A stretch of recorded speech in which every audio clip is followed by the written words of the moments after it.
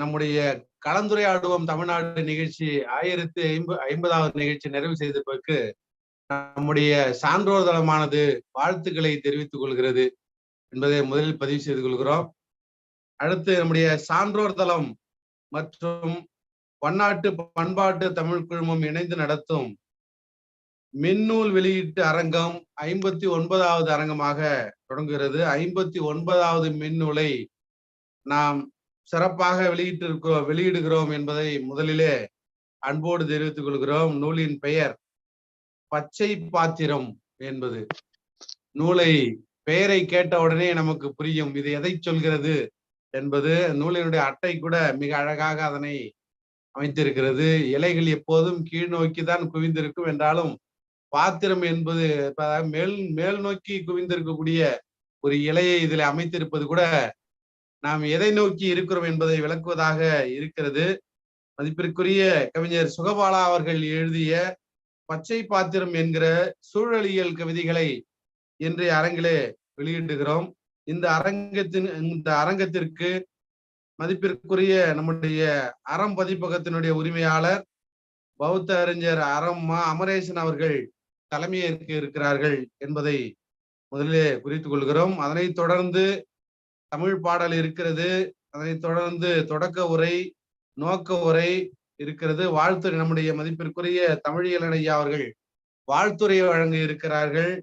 இப்படியாக அரங்கம் தொடங்குகிறது. இதில் குறிப்பாக மிகச் சிறப்பாக சொல்ல விழைவது, நாம் சென்ற அரங்கிலே பார்த்து வியந்தது நம்முடைய மோகன் வைரகன் ஐயா அவருடைய மகளினுடைய சொற்களை கேட்டு மகிழ்ந்தோம். இப்போ இந்த அரங்கிலும் கூட ஒரு அறிஞரின் பிள்ளையினுடைய குரலை கேட்டுதான் மகிழப் போகிறோம்.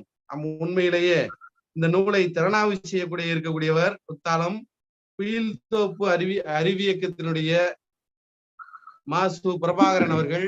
மாசு பிரபாகரன் யார் என்பதை குறிப்பிட வேண்டும். நம்முடைய மதிப்பிற்குரிய நண்பர் மன்னன் அவர்களுடைய மூத்த மகன் என்பதுதான். அவர்தான் இந்த நூலை விமர்சனம் செய்ய இருக்கிறார், திறனாய்வு செய்ய இருக்கிறார். அதனால அவருக்கும் நம்முடைய வாழ்த்துக்களை தெரிவிக்க வேண்டும் என்பதாகவே நான் முதலிலே என்னுடைய வேண்டுகோளை வைத்து நிகழ்ச்சியை தொடங்குகிறேன். முதலில் வரவேற்பை வழங்குவதற்கு சான்றோர் தளத்தினுடைய ஒருங்கிணைப்பாளர் மதிப்பிற்குரிய தனித்தமிழ் தென்றல் மன்னன் அவர்களை வரவேற்புரை வழங்க அன்போடு அழைக்கிறோம். வாங்கய்யா. அனைவருக்கும் வணக்கம்.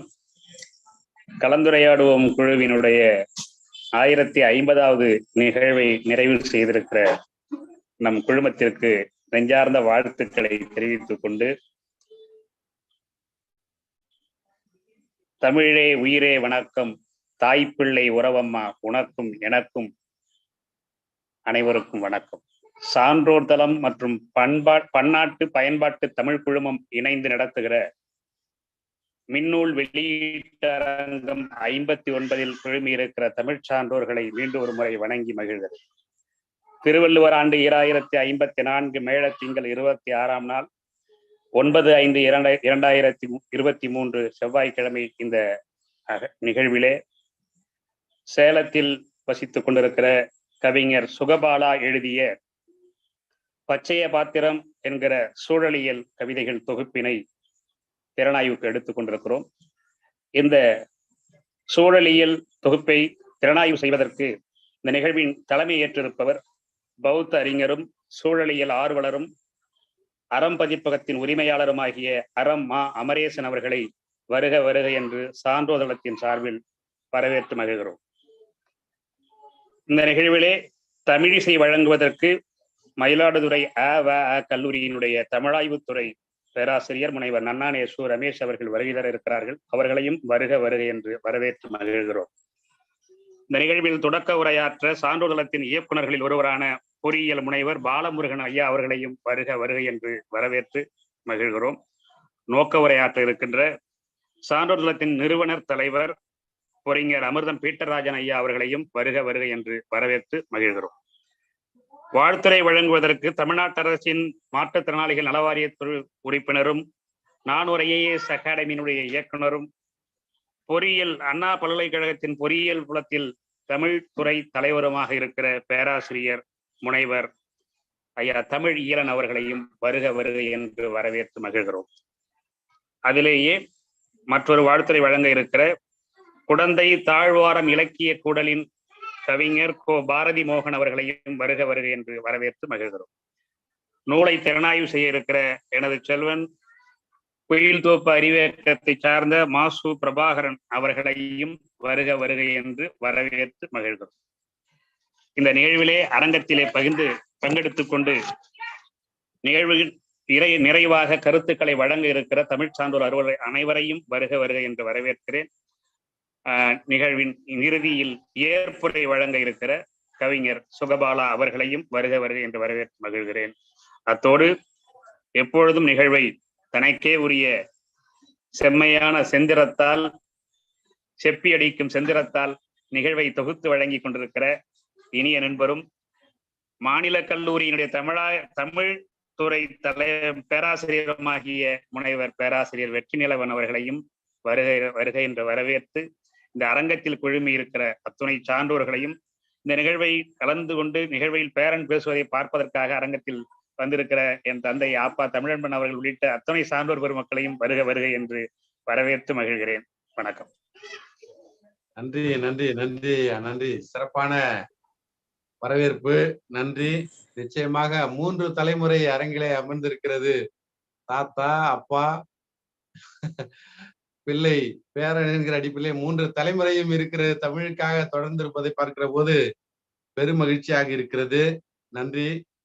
அடுத்து நம்முடைய நிகழ்ச்சியினுடைய தொடக்க உரையை வழங்குவதற்கு நம்முடைய மதிப்பிற்குரிய சான்றோர் தளத்தின் இயக்குனர் பொறியியல் முனைவர் பாலமுருகன் ஐயா அவர்களை அன்போடு அழைக்கிறோம். வாங்க ஐயா. மகிழ்ச்சிங்க. ரொம்ப சந்தோஷமான நிகழ்வா இருக்கு. அது மகிழ்ச்சியான நிகழ்வு, சந்தோஷம்னு சொல்லக்கூடாதுன்னு நல்ல விஷயம். அத நீங்க சொன்ன மாதிரி மன்னன் ஐயா 3 தலைமுறை சொன்ன ஒரு விஷயத்த தமிழ் சார்ந்த ஒரு குடும்பம் இத வழி நடத்துறதுக்கு ஒரு வாய்ப்பு கிடைச்சிருக்கு அப்படின்றது சான்றோர் தளத்தோட பெருமிதத்துக்குரிய ஒரு விஷயம். இது தலைமுறையை தாண்டி இருக்கக்கூடிய ஒரு செயல்பாட்டை நம்ம உணர்த்துறதுக்கு இதுவே ஒரு சான்றுன்னே சொல்லலாம். நிச்சயமாக சான்றோர் தளம்ன்றது வைர விழாவை நோக்கி பயணிக்கிற ஒரு நாள் அப்படின்னு சொன்னோம்னா, இது இந்த புத்தகத்தை தாண்டி இருக்கக்கூடிய விழா பெரும் நிகழ்வா நடக்க போகுதுன்றது கூடுதல் மகிழ்ச்சி தரக்கூடிய செய்தி. ஏனென்றால் நாம் தொடங்கிய ஒரு இது கொரோனா காலத்தில் தொடங்கிய ஒரு செயல்பாடு இன்று பல தடைகளை தாண்டி பல விழுதுகள் விட்டு இப்போதைக்கு இவ்வளோ புத்தகங்களை பதிவு செய்வதற்கான வாய்ப்புகளையும் வழங்கியிருக்கிறது என்பது அத்தனை சான்றோர்களுக்கான ஒரு பெருமிதத்தையும் கூற வேண்டும். முக்கியமாக சொல்ல வேண்டும் என்றால் தமிழ் அரங்கத்தில் அறிவியல் சார்ந்த புத்தகங்களோ இல்ல இலக்கணம் சார்ந்த புத்தகங்களையோ வாசிப்பதற்கு கூட நேரம் இல்லை என்று சொல்லும் தமிழ் ஆர்வலர்கள் தற்போது சான்றோர் தளத்தின் மூலமாக ஒரு மிகுதியாக உள்ள அத்தனை தமிழ் புத்தகங்களை வாசிப்பதற்கான ஒரு வாய்ப்பை கொடுத்துள்ளது இந்த தளம். இந்த தளத்தின் மூலமாக இப்போது பயணிக்கும் அத்தனை நண்பர்களும் இன்னும் என் புத்தகத்தை எழுத வேண்டும் என்ற ஆர்வத்தையும் உண்டு பண்ணியிருக்கிறது என்பது கூடுதல் மகிழ்ச்சி. தலைமுறை மாற்றம் என்று சொல்லும் போது நிறைய சின்ன சின்ன குழந்தைங்க இதுக்கு முன்னாடி இருந்த நிகழ்வுல பேசிட்டு இருந்தாங்க அப்படின்றது, தமிழ்லயே தெளிவா பேசினாங்க அப்படின்றத கூடுதல் செய்தியா பார்க்க முடிஞ்சிச்சு. அப்படின்னா நிச்சயமா சான்றோர் தளம் அடுத்த தளத்திற்கு கொண்டு போவதற்கான வாய்ப்புகளை கொடுக்க வல்லது. ஏன்னா இதுல இருந்து இருக்கக்கூடிய ஒரு துணை இயங்குதலுக்குரிய எழுதுக என்ற அமைப்பு வெறும் குழந்தைகளை மட்டுமே வச்சு புத்தகம் எழுத வச்சிட்டு இருக்குது. சோ அந்த புத்தகங்களும் இதுல பதிவிடுறதுக்கான வாய்ப்புகளும் இருக்கு. தற்போதைக்கு இப்ப புத்தகத்தை பத்தி சொல்லணும் அப்படின்னு கேட்டீங்கன்னா, இது இயற்கை சார்ந்த ஒன்று. இப்ப போன நிகழ்வுல சொன்ன ஐயா கூட சொன்னாங்க, எல்லாருமே இயற்கை சார்ந்த வழிமுறைகளை பின்பற்றினால மட்டும்தான் 80-90ன்னு செஞ்சுரி அடிக்கிற அளவுக்கு வயது இருந்தது. ஆனா இப்போதைக்கு இயற்கைய விட்டுட்டோம், அதனால இயற்கையாவே போயிடுறாங்க அப்படின்னு சொன்னாங்க. உண்மையான நிகழ்வு தான். அந்த ஒரு விஷயத்த பதிவு பண்ற பசுமரத்து ஆணி போல பதிவு செய்வதற்காகவே நம்ம ஐயா எழுதியிருக்க புத்தகம் பாத்தீங்கன்னா, இயற்கை சார்ந்த ஒரு விஷயத்த எப்படி மறந்துட்டோம், மறந்த விஷயத்த தெளிவுபடுத்துறதுக்கான ஒரு வாய்ப்பு இருக்கா அப்படின்னு கேட்டீங்கன்னா மறந்தான் அப்படின்னு வைரமுத்து ஐயா சொல்லுவாங்க. சோ அதே விஷயத்த வந்து ஐயா வந்து ஒவ்வொரு இதுலயும் தன்னோட இயல்பான ஒரு கவிதைகள்ல கொடுத்திருக்காங்க. சின்ன சின்ன விஷயங்கள் சொன்னாலுமே பெரிய ஒரு செய்தியை சுருக்கமா எவ்வளவு தெளிவா சொல்ல முடியுமோ அவ்வளவு தெளிவா சொல்லியிருக்காங்க. கவிதை நடையில இருக்கக்கூடிய எல்லா விஷயமும் உரை நடையில வாசிக்கிற அளவுக்கு யதார்த்த நடையில இருக்கக்கூடிய கவிதைகள். கூடுதலாக சொல்லணும் அப்படின்னா மரத்தோட ஒரு விஷயம் வந்து எவ்வளவு நினைவுகளை கொடுத்தது அப்படின்றது நான் வந்து ஒரு சின்ன ஒரு போட்டோ ஒரு படம் மூலமாவே சொல்லணும் அப்படின்னு கூட நினைச்சேன் நானு. ஏன்னா ஒரு முக்கியமான ஒரு நிகழ்வு என்ன அப்படின்னு கேட்டீங்கன்னா ஒரு சில விஷயங்கள்ல வந்து பார்க்கும்போது பதிவுகளை மனதுல பதிய வச்ச ஒரு சில விஷயங்களும் இருக்கு. சோ அப்ப அந்த விஷயங்களை பார்க்கும்போது ஒரு மரம் வந்து ஒரு 100 பேரை நிழல் காக்குது. இப்போ அடிக்கிற வெயில்ல பார்த்தா தெரியும். இப்போ நம்ம வந்து வெயில் காலத்துல ஒரு மரத்துக்கு கீழே எத்தனை பேர் நிக்கிறாங்கன்ட்டு. ஆனா மரம் நடுறதுக்கு யாருமே வர்றது இல்ல. மரத்தை பத்தி நினைக்கவும் இல்லை. ஆனா நம்ம வந்து மரத்தோட அனுபவத்தை மட்டும் வச்சுக்கணும். ஒரு ஜன்னல் வைக்கணும், கதவு வைக்கணும், இதெல்லாம் நினைக்கிறோம். ஆனா ஒரு மரத்தை நட்டு அடுத்த தலைமுறைக்கு கொடுக்கணும்னு நினைக்கவே இல்லை அப்படின்றதான் வாழையடி வாழையாக உள்ள இந்த தமிழ் நமக்கு சொல்லி கொடுக்கக்கூடிய பாடமா இருக்குன்றது தன்னோட இயல்பான நடையில சொல்லி இருக்கக்கூடிய ஐயாவுக்கு வாழ்த்துக்களை தெரிவித்துக் கொண்டு, இன்னும் இது போல இளைஞர்களுக்கு ஊக்குவிக்கக்கூடிய அத்தனை விஷயங்களையும் இந்த சான்றோர் தளம் எடுத்து செயல்படுத்துதுன்றது மன்னன் ஐயாவுக்கும் வெற்றி நிலவன் ஐயாவுக்கும் கூடுதல் மகிழ்ச்சிகளை சொல்லிட்டு எங்களெல்லாம் வழி நடத்திட்டு இருக்கக்கூடிய தமிழ் இளன் ஐயா பீட்டர்ராஜன் ஐயாவுக்கும் நன்றிகளை தெரிவித்துக் கொள்கிறேன். மகிழ்ச்சி ஐயா. நன்றியா. மிக சிறப்பான ஒரு தொடக்க உரையை தந்தமைக்கு மிக்க நன்றி ஐயா. நிச்சயமாக இந்த இயற்கை எவ்வளவு நமக்கு தேவை, எவ்வளவு இயற்கையோடு நாம் அந்நியப்பட்டு இருக்கிறோம் என்பதையெல்லாம் இந்த நூலானது மிக நயமாக புலப்படுத்துவதை பார்க்க முடிகிறது. நன்றி. அடுத்து நம்முடைய நிகழ்ச்சியினுடைய நோக்க உரையினை வழங்குவதற்கு நம்முடைய சான்றோர் தளத்தினுடைய நிறுவனர் மதிப்பிற்குரிய புரிஞர் அமிர்தம் பீட்டராஜன் ஐயா அவர்களை அன்போடு அழைக்கிறோம் நோக்க உரை வழங்குவதற்காக. வாங்க ஐயா.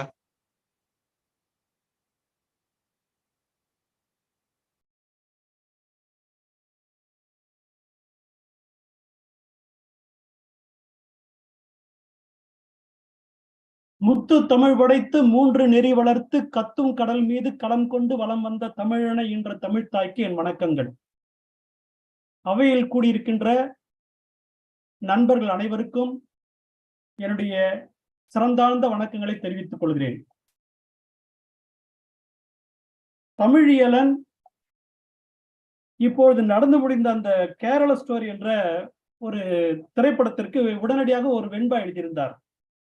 மறைகழன்று போனவரால் மாண்புகள் மீறி அரைகுறை காட்சிகளால் அன்பரம் மாறி உரைத்திடும் செய்தியால் ஊர் பிரித்தால் வெள்ளி திரைகளும் போடு திரை என்ற கவிதையை அவர் எழுதியிருந்தார்.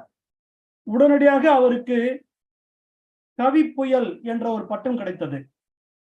எனவே இன்றைய விழாவிற்கு சிறப்பு வாழ்த்துரை வழங்குவதற்காக வந்திருக்கின்ற ஐயா தமிழியலன் அவர்களுக்கும் நிகழ்ச்சியில் பங்கேற்றுக் கொண்டிருக்கின்ற அனைத்து ஆன்ற பெருமக்களுக்கும் என்னுடைய வணக்கத்தை தெரிவித்துக் கொள்கிறேன். நெய்வேலி ஞானசேகரன் ஐயா அவர்கள் வந்திருக்கிறார்கள். இன்றைய விழாவிற்கு தலைமை ஏற்கின்ற அறம் பதிப்பகத்தினுடைய அமரேசன் ஐயா இருக்கிறார்கள். நிகழ்ச்சியை வெற்றிகரமாக நடத்தி கொண்டிருக்கிற முனைவர் வெற்றி நிலவன் அவர்கள் இருக்கிறார்கள். நூலாசிரியர் சுகபாலா இருக்கிறார்கள். இளம் வயதிலேயே துணிச்சலோடு இந்த நிகழ்ச்சியை எடுத்து ஒரு நூலை ஆய்வு செய்து உரையாற்ற துணிந்திருக்கின்ற மன்னனுடைய மகன் பிரபாகரன் இருக்கிறார். திருப்பத்தூர் கவிஞர் திருப்பத்தூர் வாஹித் அவர்கள் இருக்கிறார்கள். அம்மா மணிமேகலை அம்மா இருக்கிறார்கள். வேதியிலார் சரவணன் அவர்கள் வந்திருக்கிறார். தேசாபிமானன் ஐயா அவர்கள் இருக்கிறார்கள். அவ்வை அம்மா இருக்கிறார்கள். நரேந்திரன், வேண்மாள் அம்மா போன்ற அனைவரையும் நான் வணங்குகிறேன். முனைவர் பாலமுருகன் அவர்கள் செயற்கை நுண்ணறிவில் மட்டும் முனைவர் பட்டம் பெற்றவர் அல்ல. அவர் கிரீன் என்ஜினியர்ஸ் என்ற அமைப்பை தொடங்கி நடத்தி கொண்டிருக்கிற அந்த தலைமை பொறுப்பில் இருக்கிறவர். எனவே அவர் செயல் தளத்திருக்கிறார். உலகம் முழுவதும் இருக்கின்ற பொறியாளர்களை ஒருங்கிணைத்து சஸ்டைனபிள் எனர்ஜி, இந்த உலகம் தொடர்ந்து நீடித்து வாழ்வதற்கான ஆற்றலை எப்படி பெறுவது என்பதை பற்றி ஆய்வு செய்வதற்கும் அதற்கான அரங்கங்களை அமைத்து ஆய்வேடுகளை தருவதற்குமான முயற்சியில் அவர் இருக்கிறார். மதுரையில் இருக்கின்ற தொழுவம் அமைப்போடு இணைந்து பணியாற்றுகிறார். தொழுவம் அமைப்பு என்பது கீதாரிகள், ஆடு மாடு மேய்க்கின்ற பழைய அமைப்பு. அந்த ஆடு மாடுகளை மேய்க்கின்ற இனம் இப்பொழுது தங்களுடைய அடையாளமே இழந்து வாழ்வாதாரத்தை இழந்து இருக்கிறார்கள். அவர்களோடு பயணித்து அவர்களுக்கான உதவியை செய்து கொண்டு சஸ்டைனபிலிட்டியை நோக்கி அந்த தன்னுடைய பயணத்தை அவர் தொடர்ந்து நடத்தி கொண்டிருக்கிறார். அத்தகைய பாலமுருகன் ஐயா தன்னுடைய உரையை ஆற்றியிருக்கிறார். இந்த நூலினுடைய ஆசிரியர்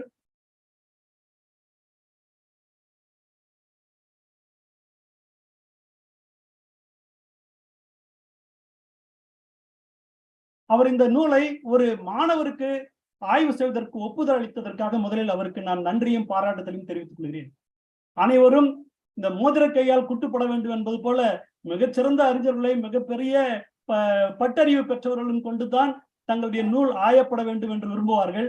அவற்றையெல்லாம் மீறி உண்மையிலேயே ஒரு மரம் எப்படி எந்த விதமான பாகுபாடும் இல்லாமல் எல்லாருக்கும் பயனளிக்கிறதோ அது போல ஒரு மாணவனுடைய ஆர்வத்தை கண்டு அவனை பாராட்டும் முகமாகவும் ஊக்கமளிக்கும் முகமாகவும் தன்னுடைய நூலை அந்த மன்னர்களுடைய மகன் பிரபாகரன் மூலமாகவே ஆய்வு செய்ய ஒப்புக்கொண்டிருக்கிறார். நான் அவரையும் வணங்கி அவருடைய உரையை கேட்பதற்காக என்னுடைய உரையை முடித்துக் கொள்கிறேன். நன்றி, வணக்கம். நன்றி நன்றி நன்றி நன்றி. சிறப்பான நோக்க உரை. நூல்களையும் சுட்டி நூலின் தன்மையையும் சுட்டி ஒரு மோதிர கையாலையும் சுட்டு குட்டி எல்லாவற்றையும் சொல்லி மிக அழகாக மகிழ்ச்சியா. அடுத்து நம்முடைய அரங்கில தலைமை உரையினை வழங்குவதற்கு நம்முடைய மதிப்பிற்குரிய பௌத்த அறிஞர் அரம்மா அமரேசன் ஐயா அவர்கள் இருக்கிறார்கள். ஐயா அவர்கள் 2 நாட்களுக்கு முன்பாக தான் பிறந்தார். எனவே நம்முடைய வாழ்த்துக்களையும் ஐயா அவர்களுக்கு தெரிவித்துக் கொள்வோம். வாழ்த்துக்கள் ஐயா, நன்றி. இப்போது உங்களுடைய அறம் பதிப்பகத்தினுடைய உரிமையாளர் அரம்மா அமரேசன் ஐயா அவர்களை தலைமை உரையாற்ற அன்போடு அழைக்கிறோம். வாங்க ஐயா.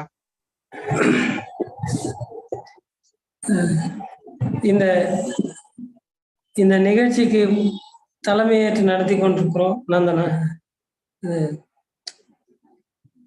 சான்றோர் தளத்தினுடைய 59வது மின்னூல் வெளியீட்டு நிகழ்வு சிறப்பாக நடந்து கொண்டிருக்கிறது. இதுல இந்த நிகழ்ச்சியை எப்போதும் போல சிறப்பாக தொகுத்து வழங்கி கொண்டிருப்போம் வெற்றி நிலவன் உட்பட கவிஞர் ரேவதி அழகர் சாமி, தமிழில் பீட்டர் அண்ணன் மற்றும் இன்னைக்கு பிரபாகரன் வந்திருக்கிறாரு. அவங்க அம்மாவுக்கு இன்னைக்கு பிறந்த நாள். அந்த நாள்ல அவர் இன்னைக்கு அவருடைய முதல் மேடையை துவங்குறாரு. அதே ஒரு சிறப்பான ஒரு நிகழ்ச்சி. எல்லா ஆண்டவர்களுக்கும் கவிஞர் சோபாலா வந்திருக்கிறாரு. அவருடைய நூலை எடுத்து பேசுறதுல எனக்கு ரொம்ப மகிழ்ச்சி. உண்மையாலுமே நான் நீண்ட நேரம் எடுத்துக்கொள்ளாம ரொம்ப சுருக்கமா நான் பேசி முடிச்சிடுறேன். இந்த நூலாசிரியர் கவிஞர் சுகுபாலா நான் சேலத்துல புத்தக கண்காட்சி அப்ப சந்திச்சேன். அதுக்கு முன்னாடி திருச்சி புத்தக கண்காட்சியில நான் அவரோட பேசுறேன். வழக்கமா அவர் என்னோட யார் என்கிட்ட பேசினாலும் நான் வைக்கிறதுக்கு முன்னாடி அவங்க வச்சிருவாங்க. ஏன்னா நம்ம பேச்சு அப்படி கரணக்கிழங்கு மாதிரி இருக்கு, கரடு முரடா இருக்குன்றதுனால நான் வைக்கிறதுக்கு முன்னாடி அவங்க வச்சிருவாங்க. ஆனா சுகுபாலாவோட பேச்சு அப்படி தொடர்ந்து கொண்டே போகிறது. ஒரு கவிதையா தொடர்ந்துனே போகுது. முகம் பார்ப்பதற்கு முன்னாடியே மனிதர்களை அவ்வளவு நேசிக்கிற ஒரு மனிதரா இருந்தாரு.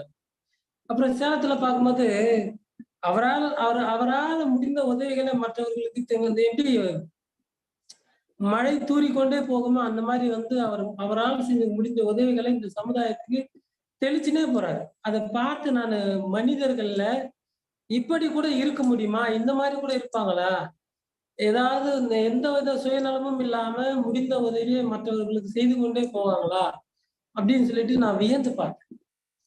அது இல்லாம அவரை குறித்த தகவல்கள் எல்லாம் சேகரிக்கும் போது ஒரு தகவல் எனக்கு ரொம்ப வியப்பின் உச்சத்துக்கே போயிட்டேன். அது என்னன்னா,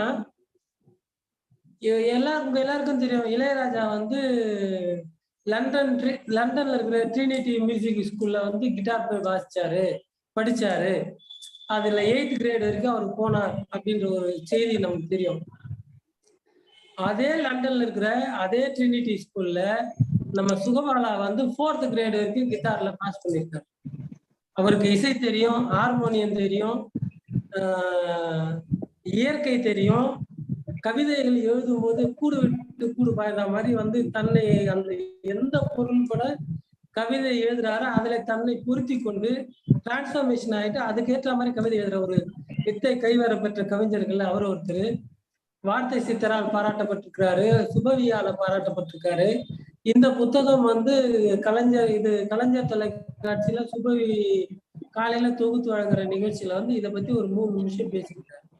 இத்தகைய சிறப்பு வாய்ந்த ஒரு மனிதர் அவரு. இவர் மட்டும்தான் அப்படி இருக்கிறாருன்னு பார்த்தாக்கா இவங்க மகளும் அப்படித்தான் இருக்கிறாங்க. 5வது 6வது படிக்கிறாங்க, மனிதர்களை அவ்வளவு நேசிக்கிறாங்க. அவங்க துணைவியாரும் அப்படித்தான் இருக்கிறாங்க. ஒரு குடும்பமே, சுகபாலாவினுடைய குடும்பமே அன்பை பொழிகின்ற ஒரு குடும்பமா தான் இருக்கு. அது மனிதர்களா இருக்கட்டும், மரங்களா இருக்கட்டும், செடிகளா இருக்கட்டும், கொடிகளா இருக்கட்டும், அந்த குடும்பத்துல யாருமே வெறுப்பை போதிக்கிற ஒரு மனிதர்களா இல்ல, அன்பை போதிக்கிற ஒரு மரமா தான் குடும்பமா தான் இருக்கிறாங்க. அது பார்த்து நான் ரொம்ப வியந்து போனேன். இந்த நூலாசிரியருடைய கவிதைகள் பார்த்தோம்னா முதல்ல முனிய மரம், அப்புறம் விசனப்பு, அப்புறமா பச்சை பாத்திரம், அதுக்கடுத்து நீலம், சிவப்பு, கருப்பு அப்படின்னு ஒரு கவிதை புத்தகத்தை எழுதினிருக்கிறாரு.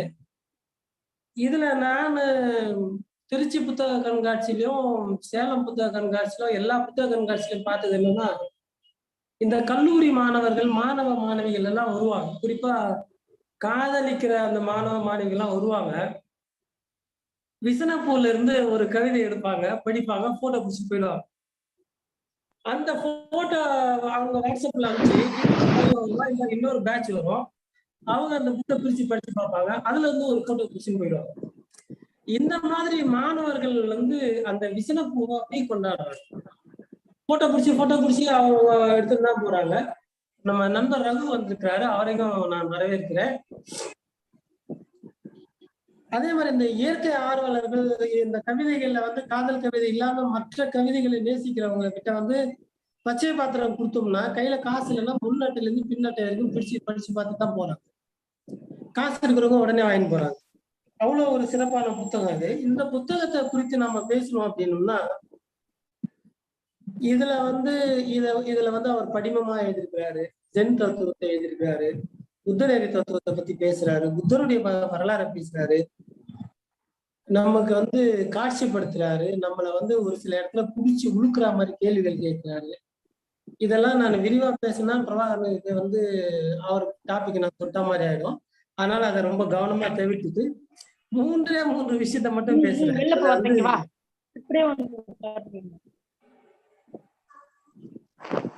இந்த 18வது பக்கத்துல ஒரு நிமிடங்க ஐயா, நண்பர்கள் மீண்டும் இந்த ஜூம்ல கோஸ்ட் எதுக்கு கொடுக்குறோங்க ஐயா? யாருக்கு ஒளி வாங்கி ஏங்கி இருக்குதோ அதை கொஞ்சம் பார்த்து நிறுத்துங்க. அமைதியா இருக்கீங்க கோகோஸ் கொடுத்துருக்கவங்க எல்லாம்.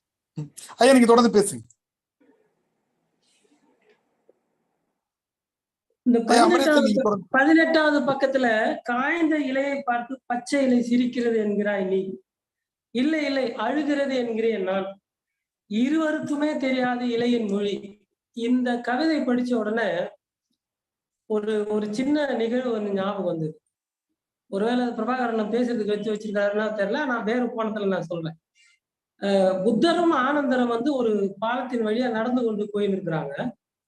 அப்போ வந்து புத்தர் வந்து அந்த ஆற்று தண்ணீரை வந்து வேடிக்கை பார்த்துனே இருக்கிறார். அப்போ மீன்கள் வந்து அதுல ஓடுறது ஓடி வருது விளையாடுறது அப்படி எல்லாம் ரொம்ப துள்ளலாட்டம் போட்டு கொண்டிருக்கிறது மீன்கள். அதை பார்த்த உடனே ஆனந்தர் சொல்றாரு, பகவான் புத்தரை பத்தி சொல்றாரு, பகவானை பாத்தீங்களா அந்த மீன்கள்லாம் எவ்வளவு சந்தோஷமா துள்ளி குதிக்குது பாத்தீங்களா அப்படின்னு ஒரு கேள்வி கேட்கிறாரு. அப்ப இவர் திரும்ப கேட்கிறாரு, ஆனந்தர அந்த மீன்கள் சந்தோஷத்தால் தான் துள்ளி குதிக்குது, நீங்க எப்படி சொல்றீங்க? நீங்க மீனா இருந்து பாத்தீங்களா தண்ணியா இருந்து பாத்தீங்களா? எதுவுமே இல்ல. அந்த இருவருக்குமே தெரியாது இலையின் மொழி என்ற மாதிரி அந்த இடத்துல 2 பேருக்குமே தெரியாது மீன்களுடைய வழி அப்படின்னு போட்டு அந்த கதையை வந்து நினைவுபடுத்துற மாதிரி இருக்குது. 52வது பக்கத்துல ஒரு புல்லாங்குழலின் இசையை விட மூங்கில் உரசும் அந்த ஒரு கவிதை இருக்குது. அந்த கவிதை வந்து அவர் எதை நினைச்சுன்னு எழுதினாலும் தெரியல. ஒரு புல்லாங்குழலின் இசையை விட மூங்கில் உரசும் சத்தமே பிடித்திருக்கிறது அந்த குழல் வளர்ந்த காட்டிற்கு. ஒரு சீனத்து ஜென் கவிதை இருக்கிறது. அந்த சீனத்து ஜென் கவிதை எப்படி இருக்குதுன்னா, குழலின் இசை திரும்பி வரும் மூங்கில் காட்டில். இதுதான் சீனத்து ஜென் கவிதையுடைய தமிழாக்கம். இந்த தமிழாக்கத்தை பண்ணவர் வந்து இந்த திருவாரூர் பக்கத்துல இருக்கிற அரசு கல்லூரியில முதல்வரா இருக்கிற முனைவர் மாரிமுத்து தான் அந்த கவிதைக்கு தமிழாக்கம் பண்ணாரு. எனக்கு வந்து இந்த புல்லாங்குழலின் இசையை விட மூங்கில் ஒரு சத்தமே பிடித்திருக்கிறது அந்த குழல் வளர்ந்த காட்டிற்கு. இந்த கவிதையை படிக்கும் போது எனக்கு அந்த ஜென் தத்துவமான குழலின் இசை திரும்பி ஒரு மூங்கில் காட்டிற்கு. எதுவா இருந்தாலும் எந்த ஒரு புள்ளியா இருந்தாலும் ஆரம்பிச்ச இடத்துக்கு தான் அது திரும்ப வரணும் அப்படின்ற ஒரு விஷயத்த வந்து ரெண்டுமே ஞாபகப்படுத்துற மாதிரி இருந்தது. ரொம்ப ஒரு ஒப்பீடு அருமையா இருந்தது. அது எனக்கு அந்த இடத்துல நினைவுக்கு கொண்டு போச்சு. 67வது கவிதையான ஒவ்வொரு முறையும் மரத்திடமிருந்தே துவங்குகிறது புத்தனை குறித்த பேச்சு வந்து உண்மை. அதுதான் அந்த சுற்றுச்சூழல் நோக்குல வந்து புத்தரை வந்து மரங்களை தவிர்த்துட்டு எழுதவே முடியாது. புத்தருடைய வாழ்க்கை வரலாறு ஆகட்டும், புத்தருடைய போதனைகள் ஆகட்டும், ஒவ்வொரு போதனையும் ஒவ்வொரு 85,000 சூக்தங்களை புத்தர் பாடியிருக்கிறாரு, சொல்லியிருக்கிறாரு. அந்த 85,000 சூக்தங்களும் 85,000 மரத்துக்கு இருந்துதான் நிகழ்த்தப்பட்டது. எந்த மாளிகைக்கு இருந்து நிகழ்த்தப்படல, விகாரில இருந்து நிகழ்த்தப்படல, யாருடைய சிலையின் கீழ் இருந்து நிகழ்த்தப்படல. அப்போ மரத்திடம் இருந்துதான் துவங்குகிறது புத்தருடைய பேச்சு என்பது புத்த சமயத்துக்கும் சுற்றுச்சூழலுக்கும் அல்லது சுற்றுச்சூழலை புத்தரோட அவர் மிக அருமையா பொருத்தி பார்க்கிறாரு. அதே போல அடர் வனத்தில் போதி மரத்தை தேடிக்கொண்டிருக்கிறேன் அப்படின்ற 68ஆம் பக்கமான கவிதையை வந்து மனிதர்களில் புத்தனை தேடிக்கொண்டிருக்கிறது மரம் என்பது யதார்த்தமான உண்மையை பேசுறாரு. மனிதர்கள் எப்படி போதியை தேடுறாங்களோ அந்த மாதிரி போதியும் புத்தனை தேடுகிறது அப்படின்ற ஒரு விஷயத்த பேசுறாரு. அது மாதிரி நிறைய நான் சொல்லி கொண்டு போகலாம். நிறைவா சொல்லணும்னா இந்த கவிதை புத்தகம் முழுசா வாசிக்கிறவங்க கட்டாயம் ஒரு மரத்தை நடுவார்கள் அல்லது மரத்தை வெட்டுவதை நிறுத்துவார்கள் என்று கூறிக்கொண்டு நல்வாய்ப்புக்கு நன்றி பாராட்டி விடைபெறுகிறேன். நன்றி. நன்றி நன்றி ஐயா, நன்றி. சிறப்பான தலைமை உரை. நிச்சயமாக அறம் அமரேசன் ஐயா அவர்கள் மரம் பற்றி பேசியதும் மிக அருமையாக இருந்தது. சிறப்பு. நிச்சயமாக மரத்தை நடுவார்கள் என்பே நாம் வைத்துக் கொள்வோம். நிச்சயமாக வெட்ட வேண்டாம், வைப்பார்கள் என்று நம்புவோம். அடுத்து நம்முடைய அரங்கத்திலே வாழ்த்துரை 2 வாழ்த்துரைகள் இருக்கின்றன. முதலில் திறனாய்வுக்கு முன்பாக ஒரு வாழ்த்துறையும் பின்பாக ஒரு உரைமாக வைத்துக் கொள்வோம். முதலில் நம்முடைய மதிப்பிற்குரிய தமிழ்நாட்டு அரசின் மாற்றுத்திறனாளிகள் நல வாரியத்தினுடைய உறுப்பினர், நான் ஓர் ஐஏஎஸ் அகாடமியினுடைய இயக்குனர், அண்ணா பல்கலைக்கழகத்தினுடைய பேராசிரியர் முனைவர் தமிழியலன் ஐயா அவர்களை அன்போடு வாழ்த்துரை வழங்க அழைக்கிறோம். வாருங்கள் ஐயா, வாழ்த்துக்களை தாருங்கள். நன்றி நண்பர்களே. ஐயனுடைய முகம் தெரியுது, குரல் தெளிவா கேக்குதா? சிறப்பா இருக்கு. பின்னாடிதான் கொஞ்சம் இதா இருக்கு, வேற ஒண்ணும் இல்ல. ஆமா, இது வேற ஒரு கூட்டமும் நடந்துட்டு இருக்கு. நண்பர்களே வணக்கம். சான்றோர் தளத்தினுடைய 59வது நிகழ்வு. சான்றோர் தளத்தை தொடர்ந்து இயக்கி கொண்டிருப்பதில் மையமாக இருக்கிற எங்களது அருமைக்குரிய நண்பர் பீட்டராசன் அவர்கள், மன்னன் அவர்கள், அன்பிற்கும் மதிப்பிற்கும் உரிய வெற்றி நிலவன் அவர்கள், பாலமுருகன் அவர்கள், மூவருக்கும் எனது அன்பான வணக்கங்களை நான் சொல்லி மகிழ்கிறேன். போலவே இன்றைய நிகழ்வில் முதல் முறையாக தலைமையேற்கிறேன் என்று பெருமையாக மனதில் ஒரு மகிழ்ச்சியோடு செய்திகளை பகிர்ந்து கொண்டிருந்த எங்களது அருமைக்குரிய அறம் பதிப்பகத்தினுடைய இயக்குனர் ஐயா அமரேசன் அவர்களுக்கு அன்பு கனிந்த வணக்கம். நூலை திறனாய்வு செய்ய இருக்கிற அன்பிற்குரிய ஐயா தமிழ் விரும்பி ஜெயராமன். அது படம் மாறுதே, ஏன் படம் மாறுது? கோவச்சு கொடுக்குறவங்க சிக்கல் பண்ணிக்கிட்டே இருப்பாங்க. ஒளிபரப்புக்கு வேற கை வைக்காதீங்க அருள் கூறு. அன்பிற்குரியவர்களே, அதனால பிரபாகரன் அவர்கள், நம்முடைய ஐயா தமிழ் விரும் ஜெயராமன் அவர்கள், மன்னன் என்று வாழையடி வாழையாக வருகிற இந்த தமிழ் மரபிலே பிரபாகரனுடைய பெயர் தாங்கி இருக்கிற அன்பு மகன் பேச இருக்கிறான் என்பது மிகுந்த மகிழ்ச்சிக்குரியது. பிரபாகரனுக்கு அன்பான வாழ்த்துக்கள். அரங்கத்தில் இருக்கிற ஆளுமைகளுக்கு அன்பான வணக்கங்கள். சுகபாலா அவர்களை நான் மிக நன்றாக அறிவேன். மேட்டூரை எனது இலக்கிய வாழ்வியல் வரைபடத்தின் தலைநகரம் என்று குறிப்பிடுவதால் எங்கள் தலைநகரத்திற்கு மிக அருகில் இருக்கிற சுகபாலாவை மிக நன்றாகவே அறிவோம்.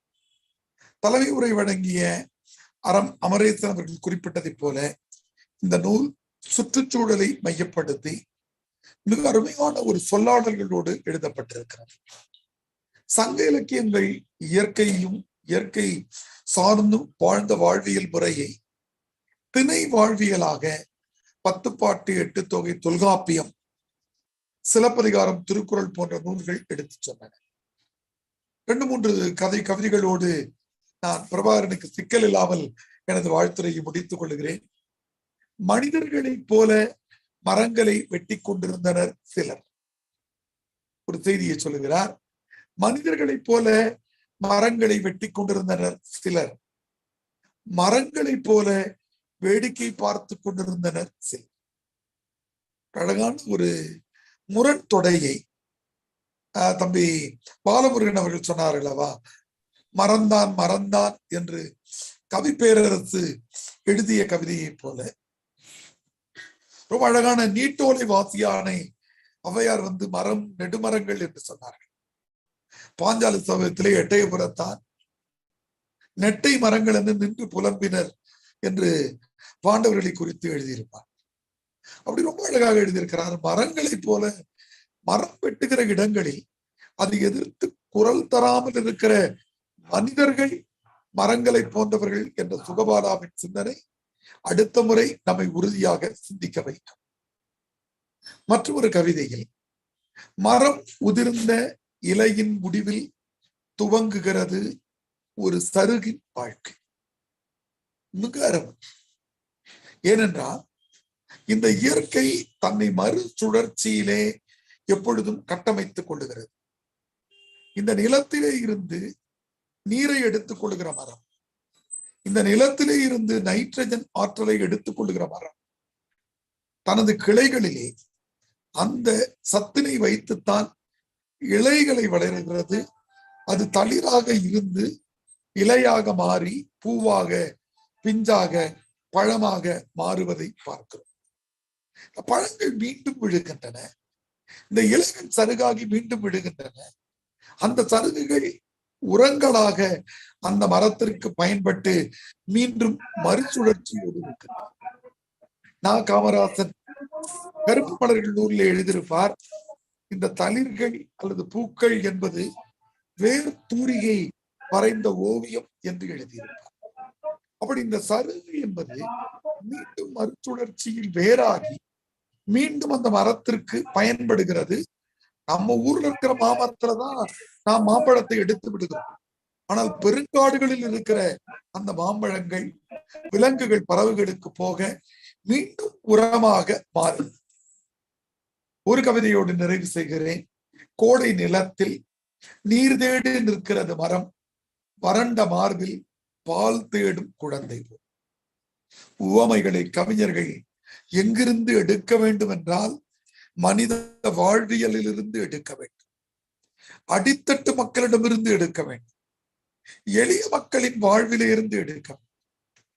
நான் அடிக்கடி மேடை தோறும் சொல்லுகிற எடுத்துக்காட்டு பாவேந்தனுடைய பாடல்.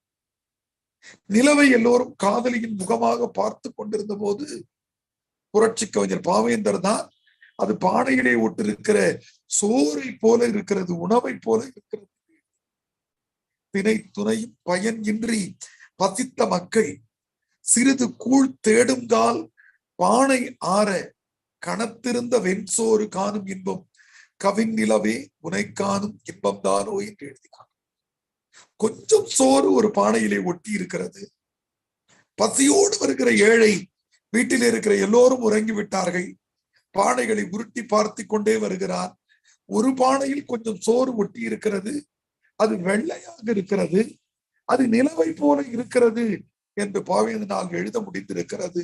அப்படி இந்த இலையுதிர் காலத்து மரங்களை சுகபாலா அவர்கள் பற்றிய மார்பகத்தை உடைய தாயின் மார்பகத்தோடு ஒப்பிட்டிருக்கிற அந்த முறை பாவேந்தர் வரிசையில் ஓமைகளை உருவாக்குகிறவராக, சுற்றுச்சூழலை சிந்திக்கிறவராக, அதற்கான ஒரு தனி நூலை பச்சைய பாத்திரமாக உருவாக்கி இருக்கிற சுகபாலா அவர்களுக்கு வாழ்த்துக்களை சொல்லி, சான்றோர் தரத்திற்கும் பொறுப்பாளர்களுக்கும் எனது வணக்கங்களை சொல்லி, அவையில் இருக்கிற ஆகச்சிறந்த ஆளுமைகள் அனைவருக்கும் எனது நன்றியை சொல்லி எனது வாழ்த்துரையை நிறைவு செய்கிறேன். நன்றி, மகிழ்ச்சி, வணக்கம். நன்றி நன்றி நன்றி. சிறப்பான வாழ்த்துரை.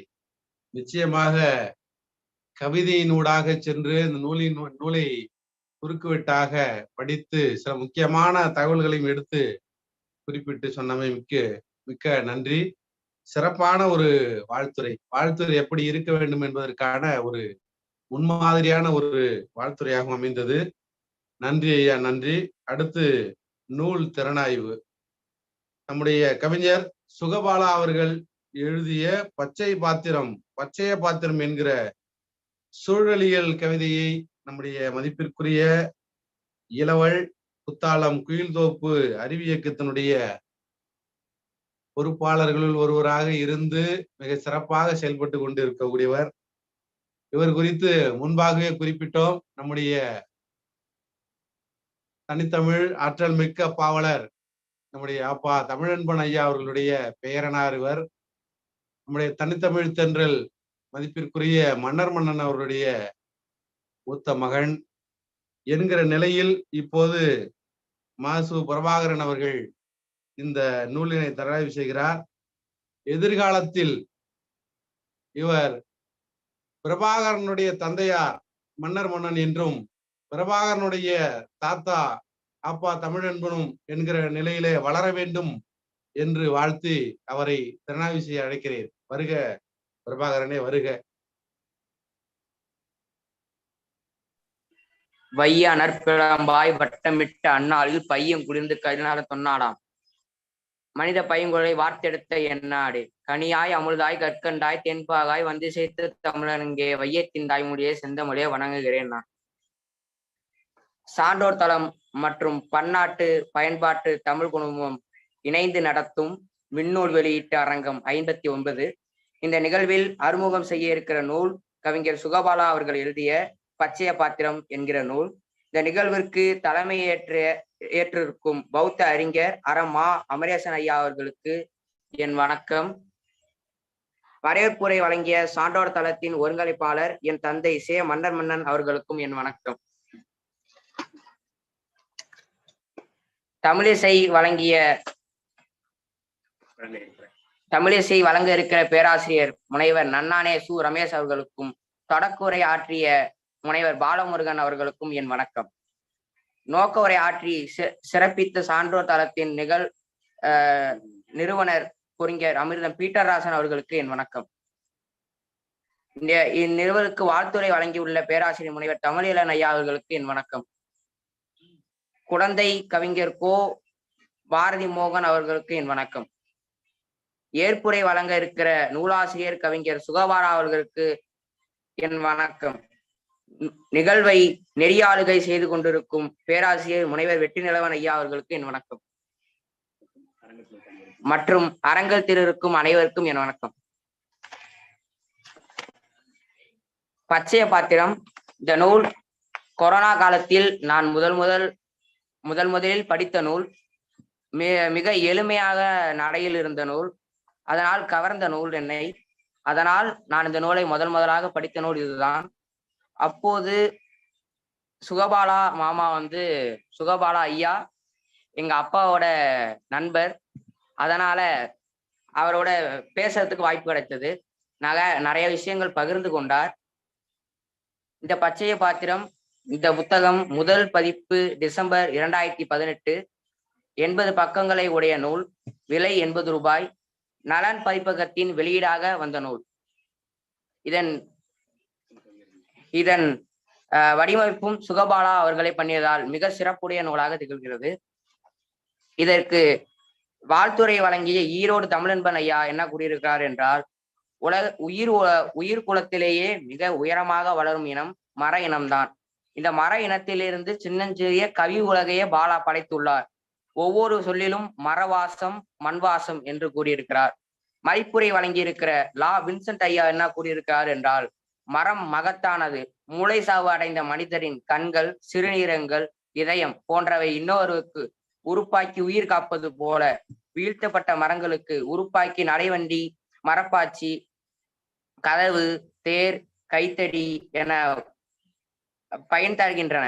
இதை தனித்தனி கவிதையாக்கியுள்ளார் பாலா என்று குறிப்பிட்டுள்ளார். இதை பற்றி நூலாசிரியர் எண்ணுரையில் என்ன குறிப்பிட்டுள்ளார் என்றால், ஒரு பாடுபொருளை வைத்து ஒரே தொகுப்புக்கான கவிதை எழுதுவது புதுமை, முதல் முயற்சி என்று நான் சொல்ல மாட்டேன்.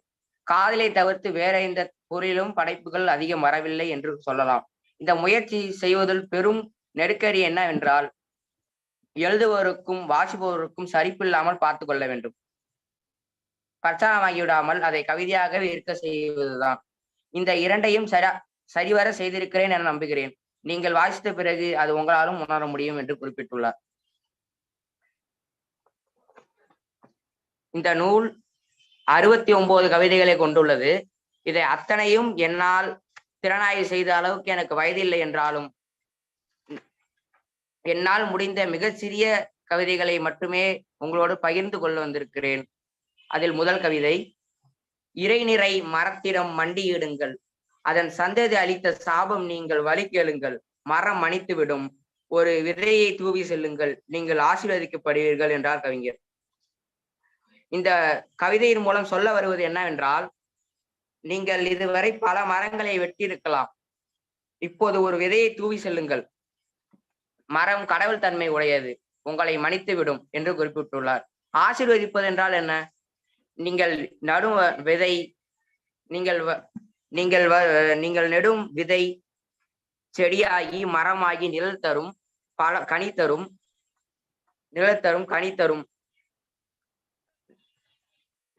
கனி தரும், பறவைகளுக்கு வீடாக இருக்கும், நுண்ணுயிர்களுக்கு வீடாக இருக்கும்.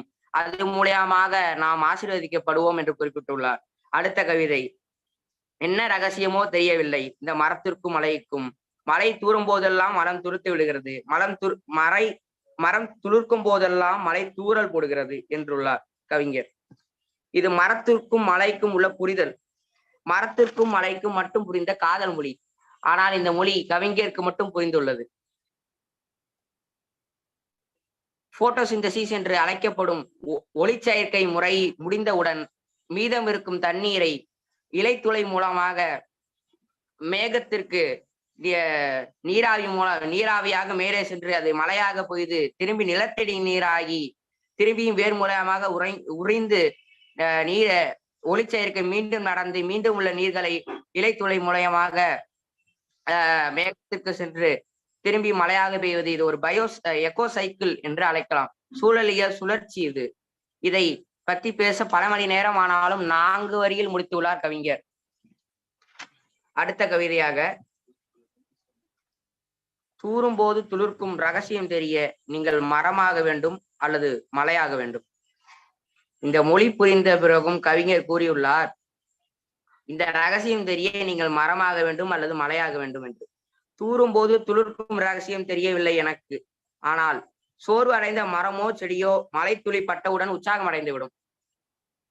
ஏனென்றால் ஒவ்வொரு மலை துளியும் இலையை முத்தமிட்டு செல்கிறது. அதை உணர நீங்கள் மரமாக வேண்டும் அல்லது மலையாக வேண்டும், இல்லது கவிஞர் சுகபாலாக வேண்டும். தூரும் போது துளிர்க்கும் ரகசியம் தெரிய நீங்கள் மரமாக வேண்டும் அல்லது மலையாக வேண்டும் என்று கூறியுள்ளார். அடுத்த கவிதை, அழுத குழந்தையை அழைத்து கதை சொல்ல ஆரம்பித்தது மரம். ஒரு ஊர்ல ஒரு பெரிய காடு இருந்துச்சான். அந்த காட்டுல நிறைய மரம் இருந்துச்சான். ஒரு அசுரன் அந்த காட்டெல்லாம் அழிச்சு பெரிய மாளிகை கட்டினானாம். அந்த குழந்தை சிரிக்க ஆரம்பித்தது. கதையை கேட்டுக்கொண்டிருந்த குட்டி செடிகள் அழ ஆரம்பித்தது என்கிறார் கவிஞர். கவிஞர் இங்க இந்த அசுரன் என்று குறிப்பிட்டது ஒரு சில மனிதர்களை தான். மனிதர்கள் மரங்களை வெட்டி கதவு ஜன்னல் கட்டில் போன்றவற்றை செய்து தனக்கு மட்டுமே வாழ்வதற்கான சுயநலவாதிகளாக இருக்கிறார்கள். ஆனால் மரம் மனித குழந்தையை சிரிக்க வைத்தது. ஆனால் மனிதர்கள் மரத்தின் குழந்தைகளை அழுக வைத்தார்கள். மனித குழந்தைக்கு அது வெறும் கதைதான். ஆனால் மரத்தின் குழந்தைகளுக்கு அது ஒரு குடும்பத்தின் அழிவு. அழுத குழந்தையை அழைத்து கதை சொல்ல ஆரம்பித்தது மரம். ஒரு ஊர்ல ஒரு பெரிய காடு இருந்துச்சான். அந்த காட்டுல நிறைய மரம் இருந்துச்சான். ஆனா ஒரு அசுரன் வந்து அந்த காட்டையெல்லாம் அழிச்சு பெரிய மாளிகை கட்டினானாம். குழந்தை சிரிக்க ஆரம்பித்தது. கதையை கேட்டுக்கொண்டிருந்த செடிகள் அழுக ஆரம்பித்தது. அடுத்த கவிதை. மரம் பற்றி பேசி கொண்டிருக்கிறோம், மரம் பற்றி எழுதி கொண்டிருக்கிறோம், மரத்தை வரைந்து கொண்டிருக்கிறோம். ஒரு மரத்தை வளர்க்க எந்த முன்னெடுப்பும் செய்யாத நான். மரம் பற்றி பேசி கொண்டிருப்பவரெல்லாம் மத்தாய் ஆகிவிட முடியாது. மத்தாய் கிழக்கு ஆப்பிரிக்கா நாடான கென்யாவில் வங்காரி மத்தாய் முனைவர் பட்டம் பெற்று பேராசிரியராக பணிபுரிந்தவர். கிரீன் பெல்ட் இயக்கம் என ஒரு இயக்கத்தை தொடங்கி 30 ஆண்டுகளில் 3 கோடி மரங்களை வளர்க்க இலக்கு அறிவித்தவர். இதுவரை 5 கோடிக்கு மேல் மரங்களை நட்டுள்ளார்கள். 2004 அமைதிக்கான நோபல் பரிசு, 2007 தமிழ்நாட்டில் இந்தியாவில் வழங்கப்படும் இந்திரா காந்தி விருது பெற்றவர். மத்தாய் ஒரு சூழலியல் போராளி என்று அழைக்கப்படுகிறார். அதுபோல இந்தியாவில் கர்நாடகா மாநிலத்தில் இருக்கும் மரங்களில் தாய் என போற்றப்படும் திம்மக்கா சாலை ஓரங்களில் மரங்களை நட்டு சோலைகளாக மாற்றி கொண்டு வருகிறார்.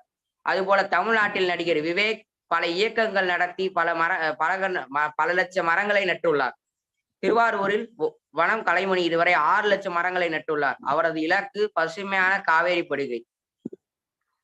இந்த கவிதையை படிக்கும் போது எனக்கு என்ன ஞாபகம் வருது என்றால், எல்லாம் பேசியாகிவிட்டது, யார் செயல்பட வருகிறீர்கள்? மாவோவின் கேள்வி கேட்கிறது இந்த கவிதை. மரம் பற்றி பேசி கொண்டிருக்கிறோம், மரம் பற்றி எழுதி கொண்டிருக்கிறோம், மரத்தை வரைந்து கொண்டிருக்கிறோம். ஒரு மரத்தை வளர்க்க எந்த முன்னெடுப்பும் செய்யாத நான். அடுத்த கவிதை.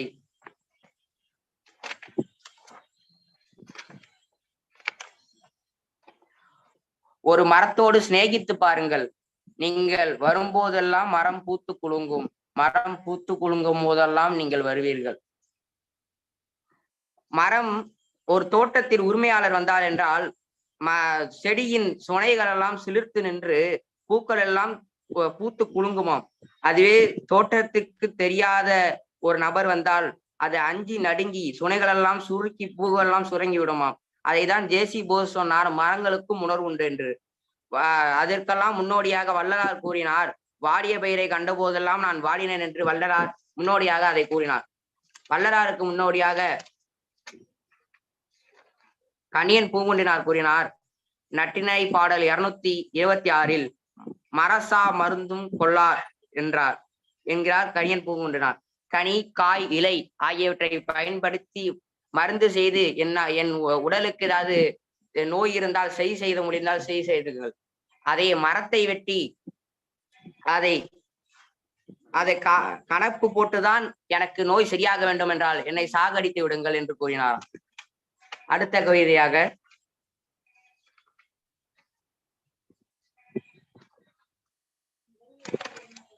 இழைத்து செய்த கதவின் வழியை தினமும் தடவி செல்கிறது அதன் இலையசைத்த காற்று.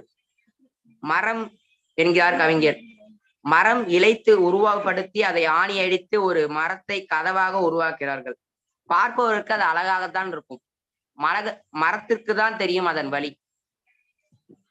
ஆனால் மரத்திற்கு ஆறுதல் கூறும் விதமாக மரம் செடியாக இருந்தபோது அதன் தலை கோதியது போல அதன் இலையசைத்த காற்று இப்போது அந்த மரம் கதவான பிறகும் மரத்தை ஆறுதல் கூறும் விதமாக தடவி செல்கிறதாம். இதை படிக்கும் பொழுது எனக்கு ஒரு திரைப்பட பாடல் ஞாபகம் வந்தது. அந்த பாடல் என்னவென்றால், தடகோதும் இளங்காத்து செய்தி கொண்டு வரும், மரமாகும் விதையெல்லாம் வாழ சொல்லி தரும், கலங்காத நீயும் நெஞ்சுக்குள்ள, இருளாத விடியாத நாளும் இங்கு இல்ல என்ற திரைப்பட பாடல் இந்த கவிதைக்கு ஒத்து போகும். இழைத்து செய்த கதவின் வழியை தினமும் தடவி செல்கிறது அதன் இலையசைத்த காற்று. அடுத்த கவிதை. அசைந்த ஆடும் சாய்வு நாற்காலி நினைவில் நெய்கிறது பெருங்காட்டை. சாய்வு நாற்காலி பெரும்பாலும் வயதானவர்களுக்கு ஓய்வெடுக்க பயன்படும். வயதானவர்கள் ஓய்வெடுக்கும் போது அவர் பள்ளி காலத்தை, கல்லூரி காலத்தில் அவர் வாழ்வின் இனிமையான நேரத்தில் எல்லாம் நினைத்து பார்த்து அசை போடுவார்களாம். அதுபோல் முதியோர் உட்கார்ந்திருக்கும் அந்த சாய்வு நாற்காலி அதன் பெருங்காட்டையும் அது வாழ்ந்த பெருங்காட்டையும் சுத்தி இருந்த மரங்களையும் நினைத்து அசை போடுகிறது என்று கூறியுள்ளார். அடுத்த கவிதை. எல்லா மரங்களும் போதிகளே, எல்லோரும் புத்தனாகலாம். நீங்கள் சித்தார்த்தன் என்பதை உணர வேண்டும். அனைத்து மரமும் போதி மரம்தான். அனைத்து மரமும் போதி மரம்தான். போதி மரத்தை அடியில் உட்கார்ந்ததால் புத்தன் சித்தார்த்தன் புத்தனாகவில்லை. சித்தார்த்தன் புத்தனான இடம்தான் போதி மரம். அதனால் நீங்கள் சித்தார்த்தன் எதனால் புத்தனானார் என்றால் மனிதனின் துன்பத்துக்கு காரணம் என்னவென்று தேடினார். ஆசைதான் காரணம் என்றதை கண்டுபிடித்தார். தேடுதல் இருந்ததால் சித்தார்த்தன் புத்தனானால் நாம் தேடுதல் எதை தேடுகிறோம் என்று தேடி கண்டறிந்தால் நாமும் புத்தனாகலாம் என்று கூறியுள்ளார். எல்லா மரங்களும் போதிகளே, எல்லோரும் புத்தனாகலாம். நீங்கள் சித்தார்த்தன் என்பதை உணர வேண்டும். மரம் போதியானால் இலை கூட சுமைதான். மனிதன் ஞானம் அடைந்து விட்டால் அவனுக்கு ஆடை கூட சுமையாக தான் தெரியும், மகாவீரரை போல. அது போல ஒரு மரம் ஞானம் பெற்று விட்டது என்றால் அதற்கு இலை கூட சுமையாகத்தான் தெரியும். ஆனால் இலை இருந்தால்தான் உயிர் வாழ முடியும். ஞானம் அடைந்த மரத்திற்கு இலை கூட சுமையாகத்தான் தெரியும். மரம் போதியானால் இலை கூட சுமைதான். அடுத்த கவிதை. இலை உதிர்வதற்கு பெரும் புயல் தேவையில்லை, ஒரு மெல்லிய காற்று போதும். ஒரு மெல்லிய காற்று போதும். இது ஒரு இலை என்பது உதிரும். அது சருகானால்தான் உதிரும். இலை எப்போது சருகாகும்? இலைக்கும் மரத்திற்கும் உறவு முடிகிற போது. மரத்திலிருந்து இலை விடைபெறுகிறது. அந்த இலை விழுவதற்கு பெரும் புயல் தேவையில்லை, ஒரு மெல்லிய காற்று போதும் என்று கூறுகிறார் கவிஞர். இங்கே காலம்தான் முக்கியம்.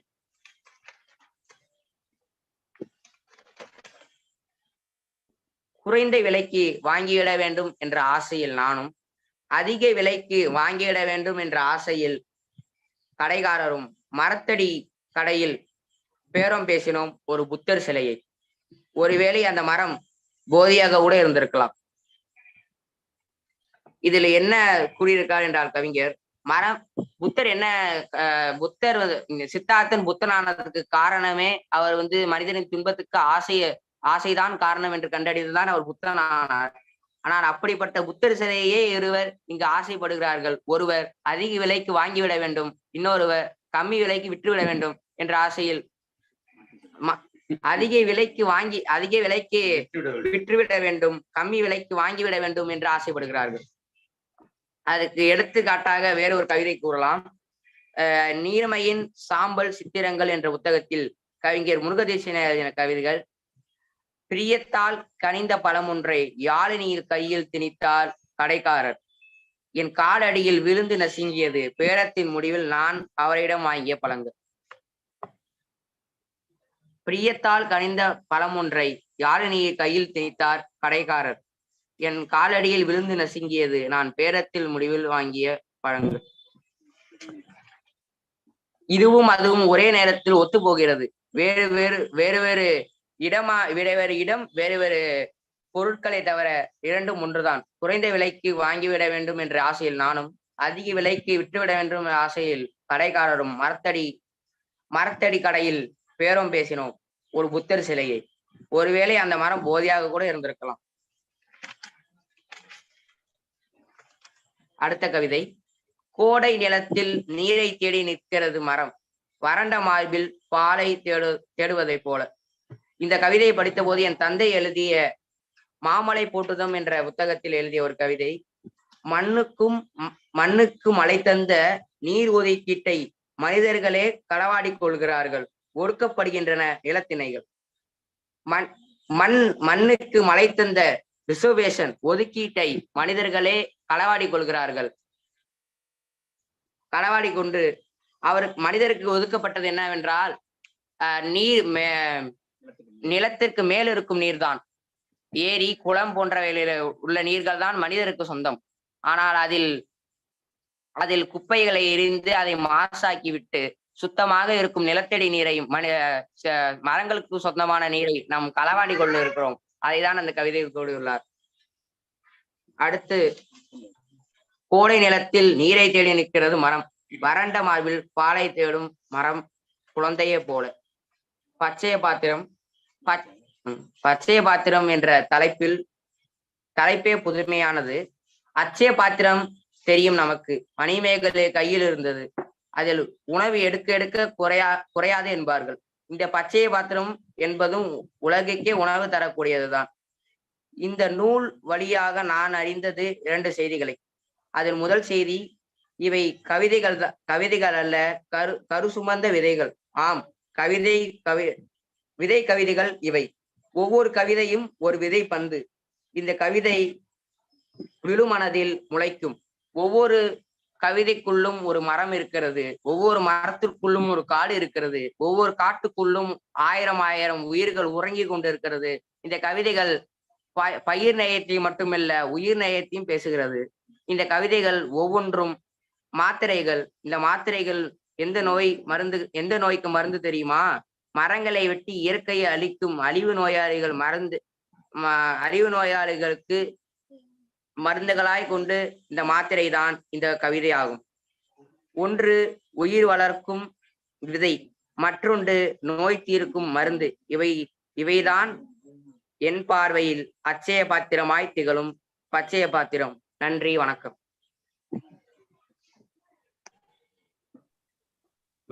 நன்றி பிரபாகரன், நன்றி. மிக சிறப்பான ஒரு திறனாய்வு. உண்மையாகவே பாராட்டுக்குரியவராகத்தான் நீங்கள் இருக்கிறீர்கள். தந்தையின் தொடங்கும் கவிதையோடு தொடங்கி நிச்சயமாக உங்களுடைய தாத்தாவினுடைய நிதானத்தோடு இந்த திறனாய்வை செய்திருக்கிறீர்கள். நிச்சயமாக வாழ்த்துக்கள். எத்தனை செய்திகளை அங்குமிங்குமாக எடுத்து ஒப்பீடாக தந்திருக்கிறீர்கள் என்பதை பார்க்கும்போது மிகவும் மகிழ்ச்சியாக இருக்கிறது. அறிவியல் செய்தியை சொன்னீர்கள், வாழ்வியல் செய்தியை சொன்னீர்கள், அறம் சார்ந்த செய்திகள் என்று, சூழலியல் சார்ந்த செய்திகள் என்று பலவற்றையும் கொண்டு வந்து சேர்த்தமை மிக அருமையாக இருந்தது. இடையில சுகபாலா மாமா என்று உறவை காட்டினாலும் கவிஞர் என்று உடனே மாற்றிக்கொண்டது, தந்தையினுடைய கவிதையை கொண்டு வந்து ஒப்பிட்டு காட்டியது எல்லாம் மிக அருமையாக இருந்தது. நிச்சயமாக நாம் குறிப்பிட்டது போல பிரபாகரனுடைய தந்தை மன்னர் மன்னன் என்றும் பிரபாகரனுடைய தாத்தா தமிழன்பன் ஐயா அவர்கள் என்றும் நிச்சயமாக மாறும் என்கிற நிலை இந்த முதல் உரையிலேயே தெரிகிறது என்பதனை சொல்லி வாழ்த்துகிறோம். அனைவரும் உங்களை வாழ்த்துகிறோம். நிச்சயமாக நீடூழி நலமுடன் அறிவோடு வாழ்க என்று வாழ்த்துகிறோம். அடுத்து நம்முடைய அரங்கிலே வாழ்த்துறையை வழங்குவதற்கு கும்பகோணம் பகுதியிலே இயங்கக்கூடிய நவீன களமாக இருக்கக்கூடிய தாழ்வாரம் இலக்கிய கூடலினுடைய பொறுப்பாளர் கவிஞர் கோ பாரதி மோகன் அவர்களை வாழ்த்துறை வழங்க அன்போடு அழைக்கிறோம். வருக தோழரே. ஐயா இருக்கிற மாதிரி தெரியல, ஏற்புரைக்கு போயிடலாம். ஏற்புரைக்கு போயிடுங்களா? சரி, மகிழ்ச்சி. நன்றி. மிகச்சிறந்த அறம் சார்ந்த செய்திகளை நூலாக படைத்துவிட்டு இந்த கவிதைக்கும் எனக்கும் சம்பந்தமில்லை என்பது போல் அமர்ந்திருக்கக்கூடிய நம்முடைய கவிஞர் சுகபாலா அவர்கள் எவ்வளவு நயமாக பார்த்து கொண்டு இதனை சுவைத்து கொண்டு இருக்கிறார் என்பதை பார்க்க முடிகிறது. ஒவ்வொரு கவிதையுமே இந்த சமுதாயத்தில் விதைக்கப்பட்ட விதைகளாகத்தான் இருக்கின்றன. இப்படி பல விதை பந்துகளையுமாக கொண்டிருக்கக்கூடிய அருமையான நூலான பச்சைய பாத்திரத்தினுடைய ஆசிரியர் கவிஞர் சுகபாலா அவர்களை அன்போடு ஏற்புரை வழங்க அழைக்கிறோம். வருக கவிஞரே, ஏற்புரை தருக. வணக்கம். சான்றோதலும் மற்றும் பன்னாட்டு பயன்பாட்டு தமிழ் குழுமம் இரண்டற்கும் மின்னூல் வெளியீட்டு அரங்கம் 59 பச்சைய பாத்திரம் நூலை திறனாய்வு செய்தமைக்கு மிக்க நன்றியை தெரிவித்துக் கொள்கின்றேன். இந்த நூல் தந்தையால் திறனாய்வு செய்யப்பட்ட நூல். தற்போது மகனால் திறனாய்வு செய்யப்பட்டிருக்கிறது. தோழர் மன்னர் மன்னன் அவர்கள் 2 நாட்களுக்கு முன்பு தொடர்பு கொண்டு இந்த நூல் குறித்து பிரபாகரன் பேசுகிறார் என்று சொன்னார். அவர் எங்கிட்ட சம்மதம்லாம் கேட்கல, அவங்களாம் முடிச்சுட்டு என்ன சொன்னாங்க, ரொம்ப மகிழ்ச்சி அப்படின்னேன். அடுத்தது நண்பர் அமரேசன் ஐயா அவர் ஃபோன் பண்ணாரு, தொலைபேசியில் தொடர்பு கொண்டு அவரு நம்ம மீது எவ்வளவு அன்பு இருக்கிறாரு அப்படின்னா, உங்க நூல் வைக்கிறாங்கன்னு சொல்லல. அவர் எனக்கு தொலைபேசியில் அழைச்ச உடனே, தோழர் நம்ம நம்ம நூல் தான் தோழர் அடுத்தது பேசுறோம் அப்படின்னாரு. அப்படின்னா அவர் வந்து என் மேல இருக்கிற மதிப்பும் மரியாதையும் என்னங்கிறது வந்து நம்ம புரிஞ்சுக்கணும்.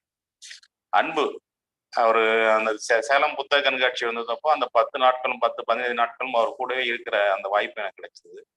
நிறைய தகவல்களை நிறைய வைத்திருக்கிறார். அவரு கொட்டிட்டே இருக்கிறார். அப்புறம் பார்த்துக்க வந்து அந்த புத்தகத்தை எல்லாத்தையுமே நீங்களே வச்சு நீங்களே வித்து நீங்களே அதை வந்து நீங்க கொண்டாடுங்க அப்படின்னு நான் எல்லாத்தையும் அவர்கிட்ட கொடுத்துட்டேன். அவர் வந்துதான் இப்ப இந்த புத்தகத்தை வந்து திரும்ப மீண்டும் ஒரு விற்பனைக்கு எல்லாத்துக்குமே அவர் தான் செயல்படுத்திட்டு இருக்கிறாரு. அவருக்கும் இந்த நேரத்தில் மிக்க நன்றி. அவர் என் மீதும் என் குடும்பத்தின் மீதும் வைத்திருக்கின்ற அன்பிற்கும் நம்பிக்கைக்கும் நன்றி. அதாவது எப்படின்னா, நிகழ்ச்சிகளுக்கு வர முடியதில்லை, வேலை பொருள் குடும்ப சூழல்னால நிகழ்ச்சிகளுக்கு வர முடியதில்லை, நிறைய தடவை அழைச்சியும் வர முடியறதில்ல.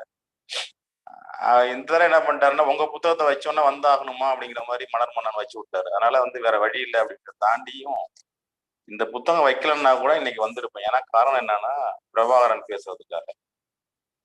இது எனக்கு வந்து ஒரு சுயநலம் கூட. பிரபாகரன் பெரிய ஆளா வளர்ந்து நிறைய நிகழ்ச்சிகள்ல பேசுறப்ப கூட முதலா வந்து பாலமாமாவோட நூல் தான் பேசினேன் அப்படிங்கிற அந்த பேச்சு எனக்கு இருக்கும் அப்படிங்கிறது தான் எனக்கு தாண்டி அது மகிழ்ச்சியா இருக்குது.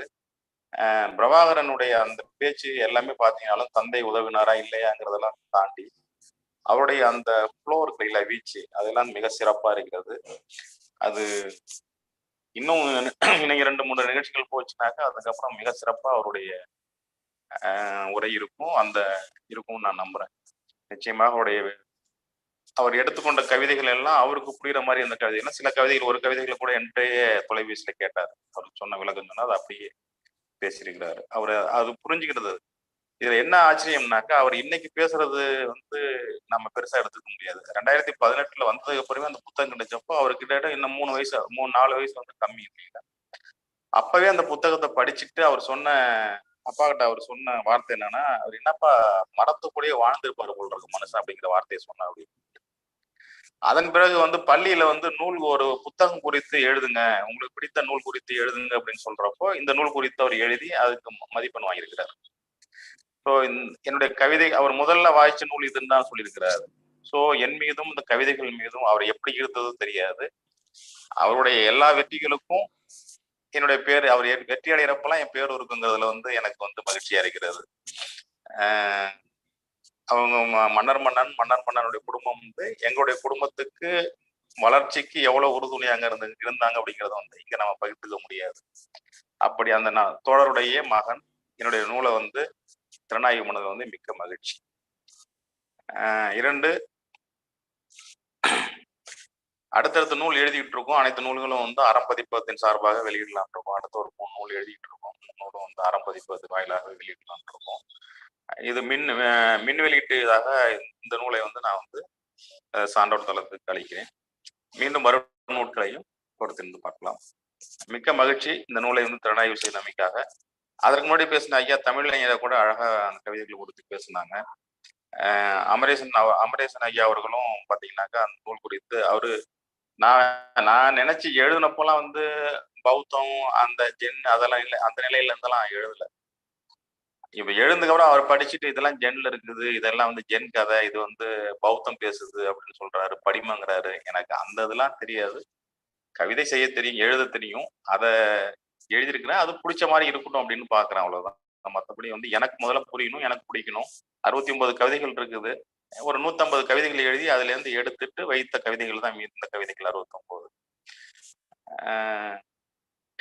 இரண்டாவது வந்து நூல்களை வந்து வெளியில கொடுத்து எனக்கு வந்து வடிவமைப்பு செய்யறதுல உடன்பாடு இல்லை. ஏன்னு கேட்டாங்க, நாம வந்து நமக்கு பிடிச்ச மாதிரி இருக்கணும் அப்படிங்கிறதுல வந்து என்னுடைய நூல்களை வந்து நானே வடிவமைச்சிருக்கேன். இந்த விசனப்பூவா இருக்கட்டும், பச்சை பாத்திரமா இருக்கட்டும், இதுக்கு முன்னாடி வந்து முனிய மரம் நூலா இருக்கட்டும், முடிந்த வரைக்கும் வந்து நானே செய்துக்கணும்னு பாக்குறேன். ஏன்னா இன்னொருத்தவங்கள்ட்ட உட்காந்து அதை வந்து நம்ம எனக்கு இப்படி வேணும் அப்படின்னு கேட்கறதோட எனக்கு என்ன வேணுங்கிறத நானே முடிவு பண்ணிக்கிறது. அதனாலதான் அந்த நூல் வடிவமைப்பை நானே செய்து கொண்டு இருக்கிறேன். அடுத்த 3 நூல்களும் அறம்பதிப்பதின் வழியாக வெளிவரும் என்பதை தெரிவித்து வாய்ப்புக்கு நன்றி கூறி விடைபெறுகிறேன். நன்றி, வணக்கம்.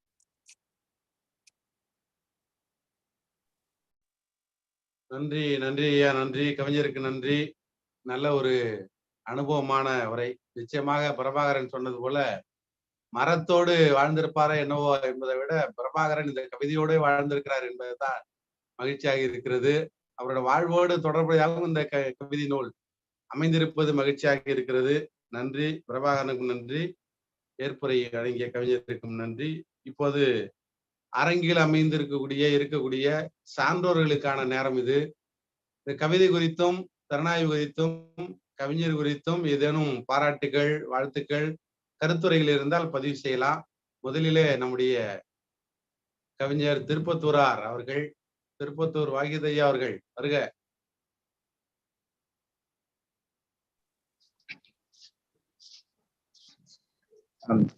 அனைவருக்கும் வணக்கம். அதான் நம்முடைய சான்றோர் தளம் நடத்துகின்ற எந்த நிகழ்வாக இருந்தாலும் அது ஒரு முறையா இருக்கும் எப்பவுமே. ஆனா இன்றைக்கு அது 3 தலைமுறையா இருக்கு அப்படிங்கிறது மனதிற்கு ஒரு சந்தோஷமாக இருக்கிறது. என்னவென்று சொன்னால் கவிஞரே, மகிழ்ச்சிங்கிறத பகிருங்க. மகிழ்ச்சின்னு சொல்ல கத்துக்குங்க. சரி சரி, மகிழ்ச்சி. நம்முடைய மன்னன் அவர்களுடைய புதல்வர் எனக்கு எப்படி சொல்ல தோன்றியது என்று சொன்னால், உண்மையிலேயே மன்னருடைய புதல்வர் இளவரசன் என்று சொல்லணும்னு நான் நினைச்சேன். கண்டிப்பாக இவர் இளவரசனாகத்தான் இருக்க வேண்டும். ஏன்னா மன்னரனுடைய புதல்வன் அல்லவான்னு நினைக்கும் போது அப்படி பார்த்தா மன்னனுடைய தந்தையாரும் அவர் மாமன்னரா இருக்கிறார் என்பது இவர் சொன்ன உடனே, பேரன் சொன்ன உடனே நமக்கு அது தெரிகிறது எல்லாம். நான் என்ன நினைச்சேன்னா, இந்த விமர்சனத்தை முழுமையாக கேட்ட பிறகு அவருக்கு நம்முடைய பிரபாகரனுக்கு நல் விமர்சன புத்திரன் என்ற பட்டம் வழங்கலாமா அப்படின்னு என்னுடைய உள்ளத்தில் தோன்றியது. ஆனால் என்னவென்று சொன்னால், மன்னன் கோபித்துக் கொள்ளக்கூடாது. நான் இருக்கும்போது இளவரசனுக்கு பட்டம் சூட்டலாமா அப்படின்னு நீங்க ஒரு வினாவை தொடுத்து விட வேண்டாம் என்று சொல்லி, ஏன்னா இன்றைக்கு நம்முடைய வெற்றி நிலவன் சொன்னதெல்லாம் அவர் எப்படி சொன்னார்னா, மன்னனுடைய மகன் பிரபாகரன் என்பதை விட பிரபாகரனுடைய தந்தை மன்னன் என்று சொல்கின்ற நிலை வர வேண்டும் அப்படின்னு நீங்க எல்லாமே சொன்னீங்க. பிள்ளை நல்ல மிகச் சிறந்த அளவுல ஒரு விமர்சனத்தை அவர் வழங்கினார்.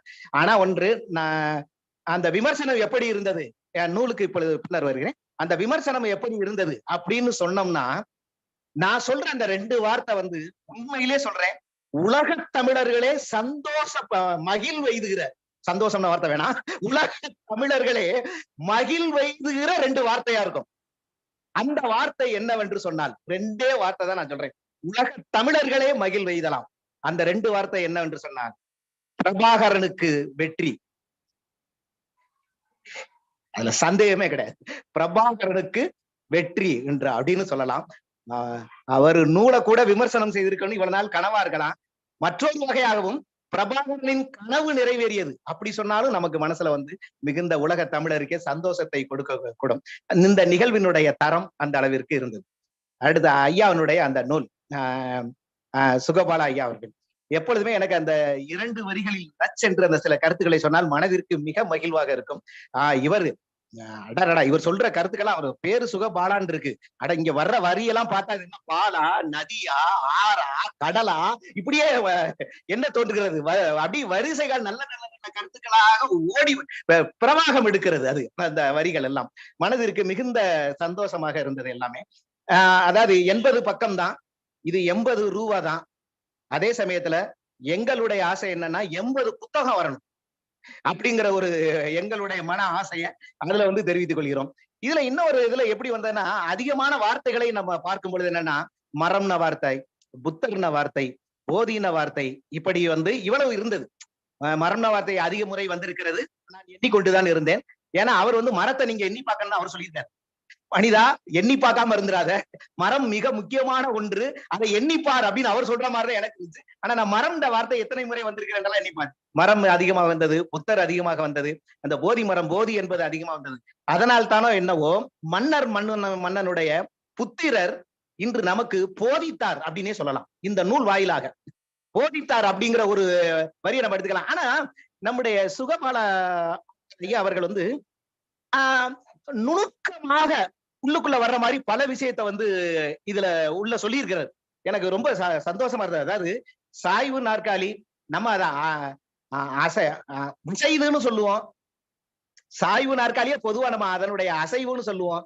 ஆனா அதுவே அசை போடுதுன்னு சொல்லும் போது உண்மையிலே நச்சுன்னு வந்து மனதிற்கு அது தன்னுடைய நினைவுகளை சாய்வு நாற்காலி எப்படி அதுல அமர்ந்திருக்கிற முதியவர்கள் எப்படி அசை போடுவார்களோ அது போல அந்த சாய்வு நாற்காலி வர்றது அது அசை போடுகிறது எனும்போது உண்மையிலே அந்த வார்த்தை, அந்த ஒரு வார்த்தை, இந்த வீண ஒரு எழுத்து இல்ல, அது ஒரு சிறந்த கவிதையாக அந்த இடத்துல அவராக சொல்ல முடியுது. அது கூட பரவாயில்ல. இன்னொரு முக்கியமான விஷயம், எப்பவுமே அந்த ஒரு ஊர்ல ஒரு காடு இருந்துச்சுன்னு உண்மையிலே கதை இப்படி யாரும் ரொம்ப உண்மையிலே அபூர்வங்க. இதுவரை வந்தது வந்து கிராமத்துல சொல்றதுன்னா ஒரு ஊர்ல ஒரு வயதான பாட்டி இருந்தான்னு ஆரம்பிப்பாங்க. அப்ப ஒருத்தன் கூட சந்தேகம் கேட்டா சொல்லுவாங்க, அது எப்படி ஒரு வயதுல பாட்டி இருக்க முடியும், அதோட அந்த கதை முடிஞ்சு வச்சு கேட்கறது சொல்றதே இல்லை யாருமே. ஒரு ஊர்ல ஒரு வயதான பாட்டிங்கிறதே வர்றது இல்லை. இங்க அழகாக ஒரு ஊரில் ஒரு காடு இருந்தது என்று அந்த காட்டை பற்றி வந்து குழந்தை சிரித்தது, ஆனா அருகில் இருந்த செடிகள் அழுதன அப்படின்னு ஒரு குறியீடாக நீங்கள் இதை சொல்லும் போது ரொம்ப சந்தோஷமா இருக்கு. ஆனா இன்னொரு இதுல வந்து நீங்க சொன்ன அந்த ஒரு வார்த்தை வந்து மிகச்சிறப்பா இருந்துச்சு. எப்படின்னா அந்த குறைந்த இந்த 2 பேர் அந்த மரத்தை விற்கிறதுக்கு ஒரு போறாரு பத்தியெல்லாம், அதாவது குறைந்த விலைக்கு வாங்கிட வேண்டும் என்ற ஆசையில கடைக்காரரு, அதிக விலைக்கு விற்றுவிட வேண்டும் என்ற ஆசை நான், அதாவது அதிக விலைக்கு விற்கணும்னு நான், குறைந்த விலைக்கு வாங்கணும்னு அவர் மட்டும் சொல்லியிருந்தாருன்னா இவர் சாதாரண கவிஞர். ஆசையில்னு வந்தவன அந்த இடத்துல புத்தர்னுடைய ஒட்டுமொத்த கொள்கையை உள்ள கொண்டு வந்துட்டார் எல்லாம்.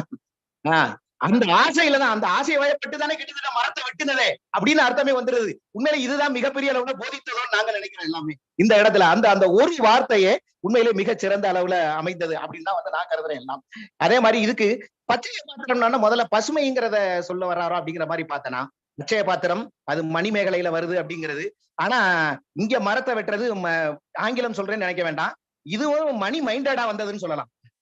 அது மணிமேகலையினால வந்த அச்சய பாத்திரம், இங்க இது வந்து மரத்தை வெட்டுறது மணி மைண்டடா அந்த விஷயத்தினால வந்தது அப்படிங்கறது சொல்லலாம் நான் நினைக்கிறேன் எல்லாமே.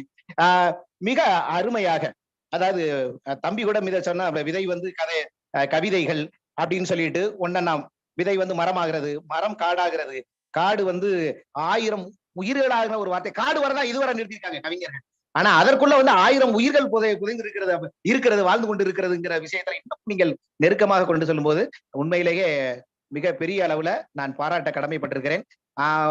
உங்களுடைய கவிதைகளை மிக ரசித்தோம். அதனுடைய அதான் ஆரம்பத்துல துவக்கும் போதே சொன்னாங்கல்ல மிக அழகா, மரவாசம், மண்வாசம். மரவாசத்தை நீங்க சொன்னீங்க, மண்வாசம்ங்கிறத எடுத்து சொன்னீங்க. நம்ம இதுபடி சொல்ல கவியரசர் கண்ணாசன் முறையில சொன்னோம்னா இது எங்களுக்கு மரவாசமும் இதுதான், வனவாசமும் இதுதான் சொல்லலாம். வனம் இந்த காடுங்கிறதை விட முடியல, வனவாசமாகவும் இதாத்தான் இருக்கு, மனவாசமும் இதாத்தாக இருக்கிறது. அதனால வாசமுள்ள நேசமுள்ள கவிதைகளை சொன்ன தங்களுக்கு மிக்க நன்றி ஐயா. வாய்ப்புக்கு நன்றி. நன்றி நன்றி நன்றி நன்றி ஐயா. நிச்சயமாக நம்முடைய வாகித் அவர்கள் சிலாகித்து விட்டார்கள் என்றுதான் சொல்ல வேண்டும். சிறப்பான இந்த வார்த்தைகளை எடுத்துக்கொண்டு மிக அழகாக மீண்டும் ஒளித்தமைக்கு நன்றி கவிஞர், நன்றி. அடுத்து நம்முடைய நெய்வேலி பெரிய மீசை வாங்கய்யா. வணக்கம், அனைவருக்கும் வணக்கம். கவிஞர் சுகபாலா அவர்கள் சுகமான அனுபவத்தை பச்சைய பாத்திரம் என்ற தலைப்பிலே தந்திருக்கிறார். அதை தொகுத்தளித்த நம்முடைய 3ஆம் தலைமுறை உலகத்தை திரும்பி பார்க்க வைத்த வேலுப்பிள்ளை பிரபாகரனுக்கு நம்முடைய வாழ்த்தை பகிர்ந்திட விழைகிறேன். அதை உருவாக்கிய மன்னன், அதை ரசித்து கொண்டிருந்த அவருடைய தாத்தா, பெற்றெடுத்த அன்னை, இவர்களுக்கும் நம்முடைய குடும்பத்தின் சார்பாக பாராட்டை தெரிவிக்க கடமைப்பட்டிருக்கின்றேன்.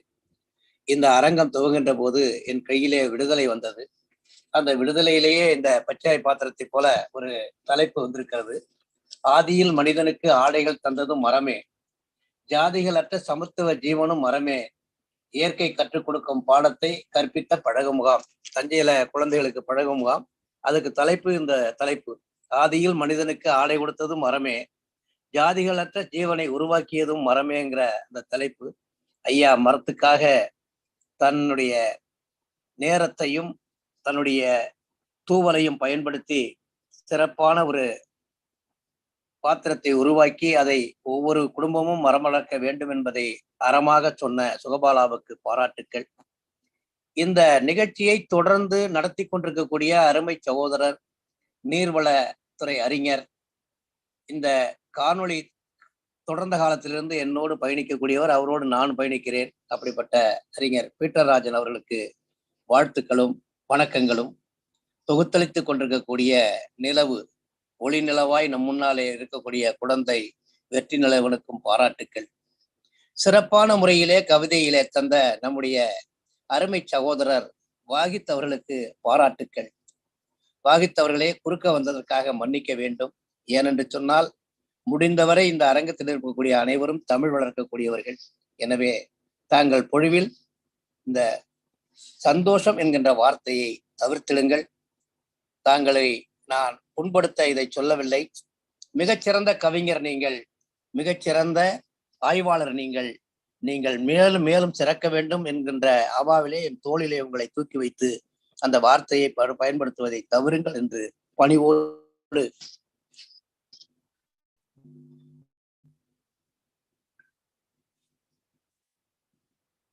பணிவோடு கேட்டுக்கொள்கிறேன். நன்றி, நன்றிங்க, நன்றிங்க, மகிழ்ச்சி. அது உள்ளதான் எடுத்து இந்த வந்துடுறேன். ஒரு நிமிஷம் வந்துடுறேன். ஆமாங்க, ஆமாங்க. அடுத்து நம்முடைய மணிமேகலை அம்மா, வாங்கம்மா. வணக்கம் ஐயா, வணக்கம். பணிவோடு கேட்டுக்கொள்கிறேன். நன்றி, வணக்கம். அவையிலே பெருமைப்பட சான்றோர் தளத்து சான்றோர்கள் அத்துணை பேரும் இருக்க, இந்த அவையையும் தாங்கள் ஒருங்கிணைத்து கொண்டு செல்லும் பாங்கு எங்களுக்கு நிறைவே தருகிறது ஐயா. வெற்றி நிலவன் கவிஞர் ஐயா. ஐயா, தாங்கள் கொண்டு செல்கிற ஒவ்வொரு நிகழ்ச்சியும் எங்களுக்கு செறிவார்ந்த சமுதாயத்திற்கு எடுத்து சொல்ல வேண்டிய செய்திகளையே தந்து நிற்கிறது என்றால், நம்முடைய அறிஞர் அமிர்தம் பீட்டராசன் ஐயா அவர்கள் மிகுதியாகவே எத்தனை செதுக்கி இருக்கிறார்கள். எந்த தலைப்பினை யார் கொண்டு வந்து எப்படி கொண்டு செல்ல வேண்டும் என்பதனை எல்லாம் இட்டு செல்கிறார்கள் என்பதை நாம் ஒவ்வொருவருமே பார்த்தும் ரசித்தும் தமிழ் இன்பத்தை நுகர்ந்தும் கூடுதலாக விழிப்புணர்வு செய்தியாக இயற்கையின்பால் கொண்டுள்ள நிகழ்வாகவே நாம் இதனை பார்க்கிறோம். சொன்னார்கள், தந்தை மகன் பெயரன். தந்தையின் குறையை கேட்டோம். முன்னதாக கொரோனா அது நம்மை கேட்க செய்தது. அத்தந்தை தன் மகனை எப்படி கொண்டு வந்திருக்கிறார் என்பதை ஐயன் திருவள்ளுவர் வழி நின்றும் புரட்சி கவிஞர் பாவேந்தர் வழி நின்றும் செம்மைப்படுத்தி இருந்தார் என்பதை இந்த அவையோருள் மிக பலரும் நாம் கேட்டு மகிழ்ந்தோம். இருவரையும் பெருமைப்படுத்துவதற்கு பெயரன் புறப்பட்டு விட்டார். பச்சைய பாத்திரம் வழியாக இன்றைக்கு நாம் பெற்றுக்கொண்ட செய்திகள் நிறைய. இந்த பச்சைய பாத்திரத்திற்கான திறனாய்வுக்கான வாழ்த்தினை இங்கு உழைப்பதற்கு நம்மோடு ஐயா நம் நெஞ்சில் நினைந்திருக்கும் ராஸ் ஐயா அவர்களும் நம்மோடு இருப்பதாகவே நாம் இப்பொழுதும் எண்ணுவோம் என கேட்டுக்கொள்கிறேன் ஐயா. அப்படித்தான் எனக்கு வரி வரியாக அசை போட்டுக் கொண்டே வந்தேன். அந்த அளவிற்கு மரம் நடுதலை மாணவர்கள் இந்த அளவிற்கு செல்ல வேண்டும் என்று சொல்லி வந்த ஐயா அவர்கள், மிகுதியான மரங்களை நட்டு நிற்கும் ராஸ் ஐயா அவர்களுடைய அந்த கனவையும் இங்கு பிரபாகரன் அவர்கள் தன் நூல் படைப்பாளியாம் பிரபாகரன் அவர்கள் கொண்டு வந்து விட்டார்கள் என்பதை எண்ணும் பொழுது இந்த அவையோராயிருக்கும் நாம் எல்லோருமே பெருமைப்படுகிறோம். மற்றபடி உரை சிறப்பு, உரைக்கு வாழ்த்தி நின்றோர் நம்முடைய இயக்க முன்னோடியாம் மாண்புமிகு ஞானசேகரன் ஐயா அவர்களும் சரி, திருப்பத்தூரார் என்கிறீர்கள் வாயித் ஐயா நேற்ற இடத்தில் நேற்ற மாத்திரத்தில் வாழ்த்துவேன் என்பதாக தொகுத்து வாழ்த்தியதும் சரி, இப்படியே ஒவ்வொருவருமாக அத்துணை பேருக்கும் நன்றி கூறி எனக்கும் இந்த சிறு வாய்ப்பினை தந்தமைக்கு நன்றி கூறி அமைகிறேன். நன்றி, நன்றி, நன்றி. நன்றிங்கம்மா, நன்றிங்கம்மா. சிறப்பான வாழ்த்து. நிச்சயமாக பிரபாகரனுக்கு சிறப்பான வாழ்த்து. நன்றிங்கம்மா. அடுத்து நம்முடைய அவையில இணைந்திருக்கக்கூடிய நம்முடைய இலக்கிய சிம்மம் பாபு சசிதரன் அவர்களை அன்போடு அழைக்கிறோம். வாங்க தோழர்.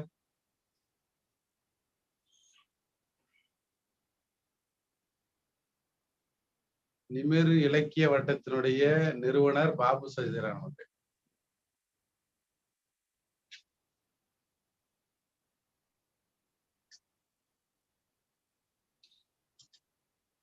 தேசாபிமானனை கூப்பிடுங்க ஐயா.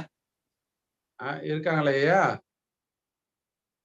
தேசாபிமானன் ஐயா இணைஞ்சிருக்கா? இருக்காங்க. வாங்க ஐயா, வாங்க ஐயா.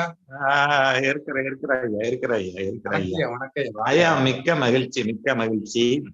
அதாவது தலைமுறையாக தமிழ் தலை தோங்கணும் அப்படிங்கிறதுல இப்ப இன்றைய நிகழ்வுல நம்ம பாக்குறோம். தாத்தா, மகன், பேரன் அப்படின்னு ஒரு செடி மரமாகிறது, ஒரு விதை செடியாகிறது, செடி மரமாகிறது அப்படிங்கிறது அவங்களுக்கும் பொருந்தும். இதுல இவ்வளவு இளைய வயதுல ஒரு ஆய்வு கட்டுரை எழுதுறாங்க அப்படிங்கும்போது தமிழார்வம் இன்னும் குறையவில்லை. தமிழ் எத்தனையோ பேர் அழிஞ்சு போகணும்னு நினைக்கும் போது அது தானாக வளர்ந்து கொண்டே இருக்கிறது. தலைமுறையாக வாழையாக வாழை போல வெட்ட முளைச்சு சங்கு போல சுட வெளுத்து வளரும் ஜாதியடா, அதனால் தோல்வி இல்லையடா அப்படின்னு எம்ஜிஆர் ஒரு காலத்துல பாடின பாட்டு ஞாபகம் வந்தது. அது போல ஐயா மன்னன் அவருடைய பையன் பிரபாகரன் ஒரு மழலை பேச்சுன்னு கூட எடுத்துக்கலாம். ஆனாலும் ஆய்வு மிக சாலச் சிறந்த ஆய்வாக இருந்தது. ஔவையார் சின்ன வயசுல இருக்கும்போது அங்க ஒரு புலவர் போயிட்டு நன்றி ஒருவருக்கு செய்த கால் அந்நன்றி என்று தரும்கொள் என வேண்டான்னு முடிச்சுட்டு அடுத்த 2 வரி தெரியலைங்க ஐயா அப்படின்னு கேக்குறாங்க. ஔவையாரோட தந்தைக்கு அது கொஞ்சம் அப்படியே தயங்குறாரு. அந்த அவை சிறு குழந்தையா இருந்து இது என்ன பெருசு, நான் சொல்றேன் பாருங்க, தளரா வளர்ந்தெங்கு தாளுண்ட நீரை தலையாலே தாழ்ந்தறுதலால் அப்படின்னு அந்த அம்மா சொல்லி முடிப்பாங்க. அப்போ அந்த அம்மாவுக்கு ஒரு 5 வயசு தான் இருக்கும்னு நினைக்கிறேன். அது போல வாழ்த்துறைய வரவேற்புரைய நமது மன்னன் ஐயா வழங்கினாங்க, ஆய்வுரையை அவர் பையன் வழங்கினாரு. இது வாழையடி வழியாக தொடர வேண்டும், அதனால் தமிழ் தலைத்தோங்க வேண்டும் என்பது எனது வாழ்த்து ஐயா. மிக்க மகிழ்ச்சி. நன்றி ஐயா. நன்றி ஐயா. நம்முடைய மன்னன் வரவேற்க நம்முடைய தம்பி பிரபாகரன் திறனாய்வு செய்ய அவருடைய தாத்தா சுவைஞராக இருக்கிறார். அதுதான் மகிழ்ச்சி. இல்ல, நன்றி. அடுத்து மகிழ்ச்சி. வயதான காலத்துல அவங்க உள்ளம் குளிரும். நமது மகன் இப்படி இருக்காங்க, பேரன் அப்படி இருக்காங்க, நமது வரலாறு நின்று போய் விடவில்லை அப்படிங்கிற மகிழ்ச்சி அவங்களுக்கு இருக்கும். தொடர்ச்சி அவர் அவையில இருந்தா அவரையும் கூப்பிடுங்க. ஆமாங்க. அழைக்கிறேன். அடுத்து நம்முடைய மதிப்பிற்குரிய வேலூர் ரகு அவர்கள். வேலூர் ரகு ஐயா.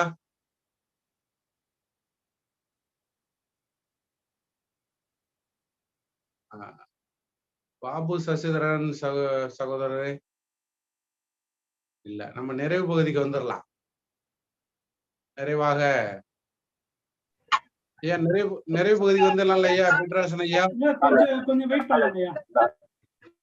பாபுக்கு ட்ரை பண்ணி பார்த்தலாம். வந்துட்டாங்க. பாபு வாங்க. பாபு சசிதரன். வணக்கம் தோழர், வாங்க தம்பி, வாங்க. நம்முடைய வணக்கம் தோழர். வணக்கம். பேசுறது கேக்குதுங்களா? வாங்க. கேக்குது தோழர். மகிழ்ச்சி தோழர். ஒரு சிறப்பான முன்னெடுப்பு, சான்றோர் தளமும். இன்னும் இந்த நிகழ்ச்சி என்னுடைய அதாவது சான்றோர் தள நிகழ்ச்சியில ஒரு மைல்கல் நிகழ்ச்சியாக நான் இதை பார்க்கிறேன். அதான் மெயின் இங்க நான் பதிவு பண்ணணும்னு நினைச்சது.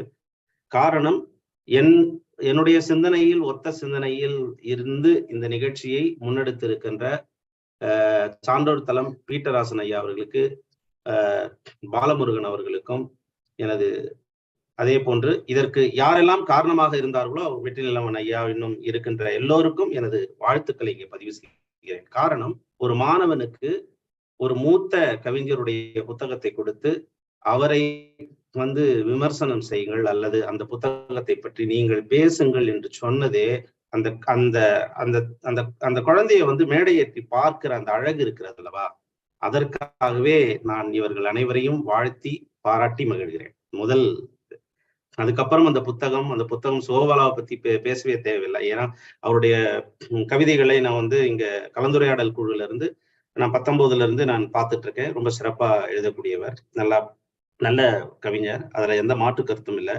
நான் ஒரே ஒரு கவிதையை மட்டும் குறித்து பேசிவிட்டு நான் என்னுடைய வாழ்த்துறையை அல்லது என்னுடைய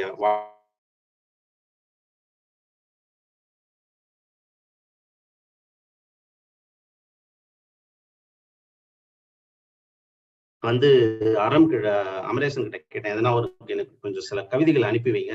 வாழ்த்துறை நான் பேசணும் அப்படின்னு சொல்லும் போது அவர் எனக்கு அனுப்பி வச்சார். அதுல இருந்து நிறைய வாசிச்சாலும் எப்படியும் ஒரு 15-20 கவிதைகள் வாசிச்சாலும் எனக்கு நேரம் இல்லை. அதனால் ஒரே ஒரு கவிதை மட்டும் மத்தி நான் சொல்லிவிட்டு நான் இடம் சாரலாம் என்று கருதுகிறேன். மரம் போதியானால் இலைகள் கூட சுமைதான் என்று எழுதுகிறார். மரம் போதியானால் இலை கூட சுமைதான் என்று எழுதுகிறார். சித்தார்த்தனாக இருந்தவரை புத்தனுக்கு எந்த இடையூறுகளும் கிடையாது. நன்றாக யோசித்துக் கொள்ளுங்கள் என் அன்பு தோழமைகளை.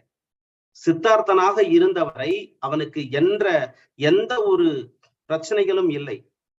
அவனை ஒரு வாள் துரத்தி கொண்டே இருந்ததில்லை. அவனை பழிவாங்க வேண்டும் என்ற உணர்வு யாருக்கும் இருந்ததில்லை. அவனுடைய சோற்றில் விஷம் வைத்து கொள்ள வேண்டும் என்ற துணிச்சல் யாருக்கும் வரவில்லை. ஏனென்றால் சித்தார்த்தன் என்கின்ற ஒரு மன்னன் அந்த மண்ணை ஆண்டு கொண்டிருக்கின்ற அந்த அதிகாரத்துக்குட்பட்டு அவன் இருந்தான். எப்பொழுது அவன் புத்தனாக மாறினானோ அவன் இந்த பிரபஞ்சத்திற்கு சொந்தமானவனாக மாறிவிடுகிறான். இந்த சமூகத்தினுடைய புரட்சி கருத்துக்களை அவன் சொல்லும் பொழுது அந்த கருத்துக்களை ஏற்றுக்கொள்ள முடியாதவர்கள் அவர்கள் எதிர்வினை புரிகிறார்கள். இப்பொழுது புரிந்து கொள்ளுங்கள், புத்தனாக மாறுகின்ற அவனுக்கு எதெல்லாம் சுமையாக இருந்திருக்கிறது என்பதனை அவர் இந்த கவிதையுள் வைக்கிறார். ஒரு போதி என்பது சாதாரண மரமாக இருக்கும் பொழுது அதற்கு எந்த பிரச்சனைகளும் இல்லை. கிளைக்கிறது, கனிக்கிறது, காய்களை கொடுக்கிறது. அதன் பிறகு அது அதனுடைய வயது முடிந்தவுடன் இறந்து விடுகிறது. ஆனால் சித்தார்த்தனை புத்தனாக மாற்றிய போதி இருக்கிறதல்லவா, அந்த போதி மரத்தினுடைய இலைகளுக்குத்தான் எல்லா சிரமங்களும் இருக்கின்றன. போதி என்று அறியப்படுகிற மரத்திற்குத்தான் எல்லா விதமான பிரச்சனைகளும் வருகின்றன. ஏனென்றால் இந்த மண் பழமையில் ஊறி இருக்கிறது. அந்த மண்ணை புரட்டி போடுகிற வேலையை போதி செய்கிறது. போதியின் மூலமாக புத்தன் செய்கிறார். அப்பொழுதுதான் அது சுமையாக இருப்பவர்களால் பார்க்கப்படுது. இத்தனை தூரம் ஆழமாக அந்த கவிதையின் உள்ளே பயணிக்க வேண்டியிருக்கிறது. அப்படியே உழுந்து ஆழ்ந்து அந்த நிலத்தை அடுத்த பயிரிடுவதற்கான வேலையை செய்கின்ற ஒரு கவிதையாக நான் இதை பார்க்கிறேன். ஒரு நிலத்தை ஒரு கலரு நிலமாக இருக்கட்டும், இல்ல விளைந்த நிலமாக இருக்கட்டும், ஊடு பயிர் போடுவாங்க தெரியுங்களா? அது காரணம் என்ன தெரியுங்களா? அந்த ஊடு பயிர் போடும் பொழுது அந்த மலட்டுத்தன்மைக்கு போய்விடாமல் இருப்பதற்காக அதை மீட்டு இழுத்து வருகின்ற ஒரு வேலையை செய்கின்றதற்குத்தான் ஊடு பயிர்கள் போட்டு அதை ஆழமாக உழுது பிறகு மீண்டும் அதில் நெல் விளைவிப்பார்கள்.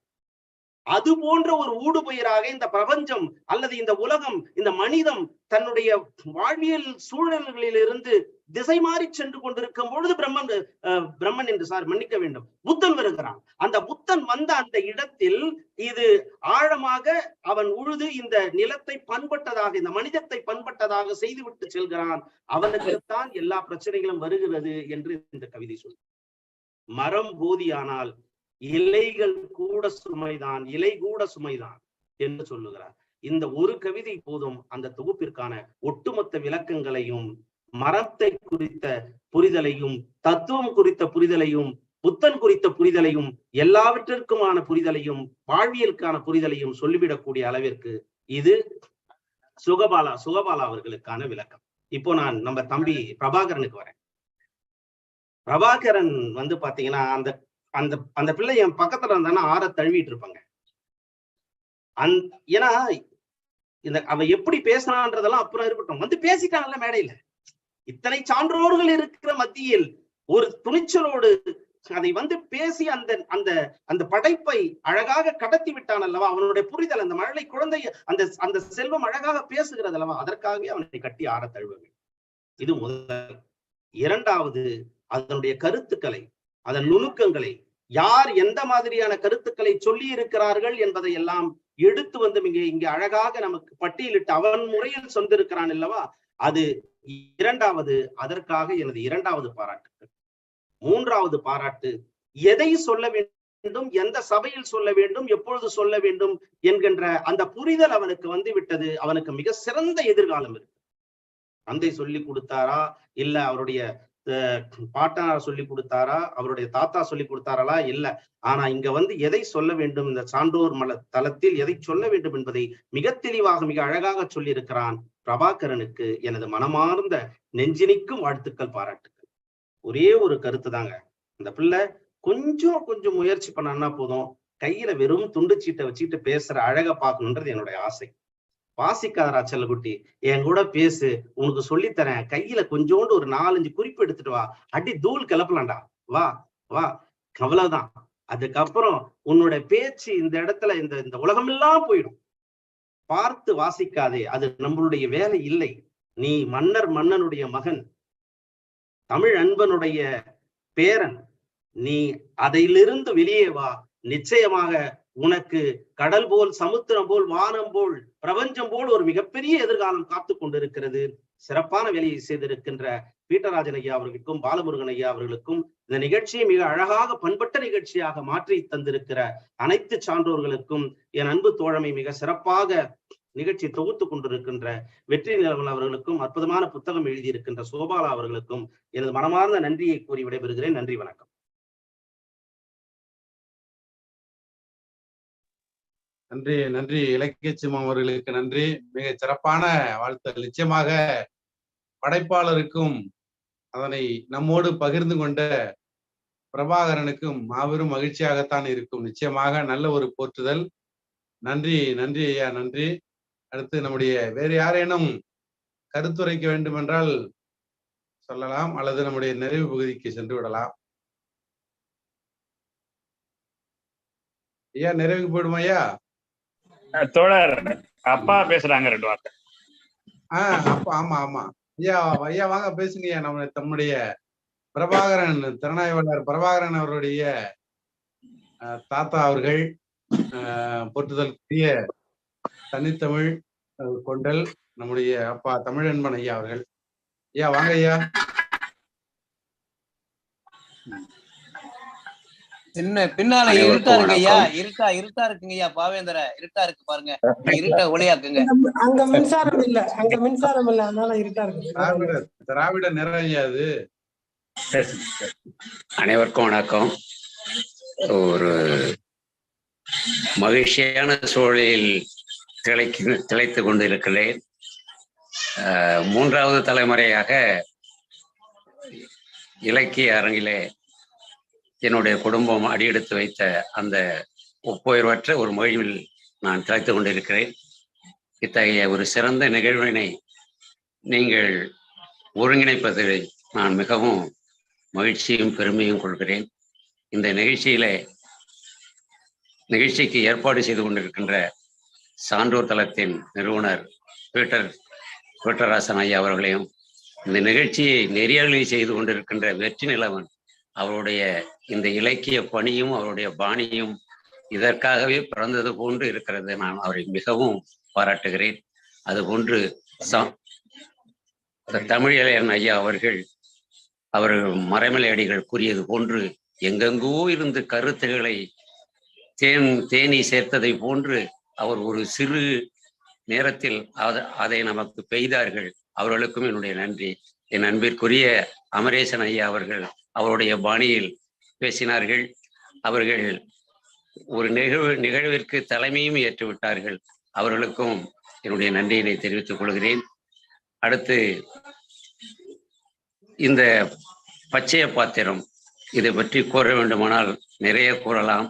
நான் அந்த நூலை படித்தே என்னுடைய நினைவில் இருந்து அது அகன்று விட்டது. அது வந்த போது படித்தது.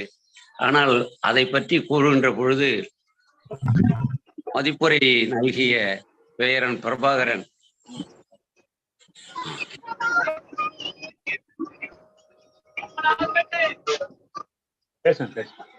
பல கவிதைகளை உங்கள் முன் வைத்தார்கள். அத்தனை மதிப்புரைகளிலும் எனக்கு மிகவும் பிடித்தது, அவன் மிகவும் பாலகனாக இருந்த பொழுது மரங்களோடையே அவர் வாழ்ந்திருக்கிறார் போல் அப்பா என்று தன்னுடைய தந்தையிடம் சொல்லியதுதான் எனக்கு மிகவும் பிடித்தமானது இருந்தது. மேலும் இந்த பச்சை பாத்திரம் என்பது நமது தண்டமிழ் ஆசான் சீத்தலை சாத்தனார் அட்சய பாத்திரம் என்ற ஒரு பாத்திரத்தை, ஒரு கற்பனை பாத்திரத்தை அவருடைய பௌத்த காவியத்திலே, மணிமேகலை காவியத்திலே அறிமுகப்படுத்தியிருப்பார். மனிதனி ஞாலத்து உண்டி கொடுத்தோர் உயிர் கொடுத்தோரே என்கின்ற அந்த உயர்ந்த பௌத்த சித்தாந்தம், அறம் ஓம்புகின்ற சித்தாந்தத்தை போற்று விதமாக அந்த அட்சய பாத்திரத்தை அவர் படைத்திருந்தார்கள். அதே எண்ணத்தில், அதே தொடர்ச்சியாக அதே செயலை செய்யக்கூடிய தாவரங்களை முன்னிறுத்துவதற்கு அட்சய பாத்திரத்தை பச்சைய பாத்திரமாக வடிவமைத்தது, அது சொல்லாக்கம் செய்தது. ஒரு மிக சிறந்த சொல்லாக்கம், ஒரு புதிய சொல்லையே அவர் உருவாக்கி இருக்கிறார்கள். அந்த வகையில் அவரை நாம் பாராட்ட வேண்டும். அவர் சுகபாலா அவர்கள் எங்களுக்கு நெடுநாட்களாக தெரிந்தவர்கள். அவர்கள் தந்தையார் அவருடைய குடும்ப பூர்வமாக எங்களுக்கு தெரியும். அவர் இந்த அளவிற்கு சிந்தனையின் அறிவின் உச்சத்திற்கு வந்தது நான் உண்மையிலேயே மகிழ்வும் பெருமையும் அடைகிறேன். அந்த வகையில் இந்த நூலானது மிக ஒரு சிறப்பான படைப்பு. அது இயற்கையை பேணி பாதுகாக்க வேண்டும். அறத்தில் தமிழனுடைய வாழ்வு அறத்தின் பார்ப்பட்டது அப்படி என்கின்ற ஒரு மன ஓட்டத்தினை ஆற்றுப்படுத்தும் வகையாக இந்த நூல் அமைந்திருக்கிறது. இத்தகைய ஒரு சிறந்த நூலினை எழுதியமைக்கும், அதை என்னுடைய பெயரனே திறனாய்வு செய்வதற்கு வாய்ப்பளித்தமைக்கும் நான் மிகவும் மகிழ்ச்சி அடைகிறேன். இத்தகைய ஒரு சிறந்த செயல் செய்த சான்றோர் தளத்தினையும் அதில் பேசிய எனக்கு மிகவும் நெருக்கமான நண்பர் பாபு சசிதரன் அவர்களையும் பாராட்டி இந்த நிகழ்ச்சி மிக சிறப்பாக அமைந்தது என்ற வகையில் 3வது தலைமுறையை இலக்கிய படியில் ஏற்றிவிட்ட இந்த அமைப்பிற்கு என்னுடைய நன்றியினை தெரிவித்து விடைபெறுகிறேன். வணக்கம்.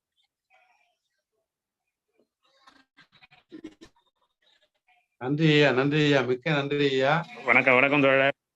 நிச்சயமாக சிறந்த ஒரு வாழ்த்துறையை தான் ஐயா தந்திருக்கிறார்கள். கேக்குதுங்களா ஐயா? கேக்குது. சரிங்க. மிகச் சிறந்த ஒரு வாழ்த்துறையைத்தான் நம்முடைய மதிப்பிற்குரிய ஐயா அவர்கள் நமக்கு வழங்கி இருக்கிறார்கள். நன்றி. உண்மையை சொல்ல வேண்டுமானால் வெள்ளிக்கிழமை வரையில் நாம் வேறொரு ஏற்பாட்டில் இருந்து கொண்டிருந்தோம். அதுதான் உண்மை. ஆனாலும் கூட எதிர்பாராத விதமாக அந்த நிலையில் இருந்து விடுபட்டு வேறொரு நூலை வைத்துக் கொள்வோம் என்கிற நிலைக்கு வருகிற போது ஒரு நாள் இடைவெளியில் நம்முடைய பிரபாகரன் இந்த நூலினை படித்து இவ்வளவு செய்திகளோடு வந்திருக்கிறார் என்கிற போதுதான் அவருடைய திறனை உண்மையாகவே நாம் பாராட்ட வேண்டிய இடத்தில் இருக்கிறோம். ஒரு நாள் இடைவெளி தான், ஞாயிறு ஒரு நாள் இடைவெளி எடுத்துக்கொண்டு இந்த நூலை 2 நாட்களிலே சரி செய்து கொண்டு நமக்கு வந்திருக்கிறார் என்றால் உண்மையாகவே எதிர்காலத்திலே சிறந்த ஒரு படைப்பாளியாகவும் பேச்சாளராகவும் திறனாய்வாளர் வருவதற்கான வாய்ப்புகள் அவருக்கு நிரம்ப இருக்கிறது என்பதனை இந்த நேரத்துல சொல்லி நம்முடைய நிகழ்ச்சியுடைய நிறைவு பகுதிக்கு வரலாம். நீங்க பேசுறீங்களா? வேலூர் நீங்க பேசுறீங்களா? வேலூர் ரகு தயாரா இருக்கிறார் நினைக்கிறேன். நம்ம முன்னாடி கூப்பிட்டோம். ரகு ஐயா பேசுறீங்களா? பேருந்துல பயணம் செஞ்சுட்டு இருக்காங்க ஐயா, பேச முடியாதவங்க. இல்ல, அவர் பயணத்துல பேச மாட்டாரு. அவர் பயணத்துல இருக்கிறான்னு மன்னர் ஐயா பேசுங்க. இங்க நம்ம ஊர்ல கடுமையான மழை இடி காரணமால மதியத்துக்கு மேல மின்சாரம் இல்ல. இங்க மின்கலத்துல இருந்த மின்சாரம் தம்பி பேசுற வரைக்கும் தான் இருந்துச்சு. அதுலயும் சரியா பேசி முடிச்சோன்னு மின்சாரம் போயிடுச்சு. மெழுகுவர்த்தி விளக்கத்தை வெளிச்சத்துலதான் இருக்கிறோம். முகமதியாக இருக்கிறீர்கள். எனவே இந்த ஒரு மகிழ்வான நிகழ்வில் அவனோடு சேர்ந்து எனக்கும் அந்த ஒரு பரபரப்பு தொற்றி கொண்டது. அவனும் அதை தந்தையார் குறிப்பிட்டதை போல அந்த நூலை படித்து விட்டு அவனாக சொன்ன ஒரே ஒரு விமர்சனம் என்னவென்றால், இந்த மனுஷன் மரத்தோடய வாழ்ந்திருக்காருப்பா அப்படின்னு சொன்னான். அதுதான் சிறந்த விமர்சனம். அப்பாவை அழைச்சிட்டு வர்றதுக்காக போன பொழுது அவங்க சொன்னது, ரொம்ப நேரம் பேச வேணாம், ஒரு வார்த்தை சொன்னா போதும், அவன் சொன்னதுதான் அது சரியான விமர்சனம். சுகபாலா மரத்தோடு வாழ்ந்திருக்கிறார் என்று அவன் சொன்னது 2 ஆண்டுகளுக்கு முன்னால் 7ஆம் வகுப்பு படிக்கும் பொழுது. இப்போ 9ஆம் வகுப்பு முடித்து விட்டு 10ஆம் வகுப்பு போறாரு.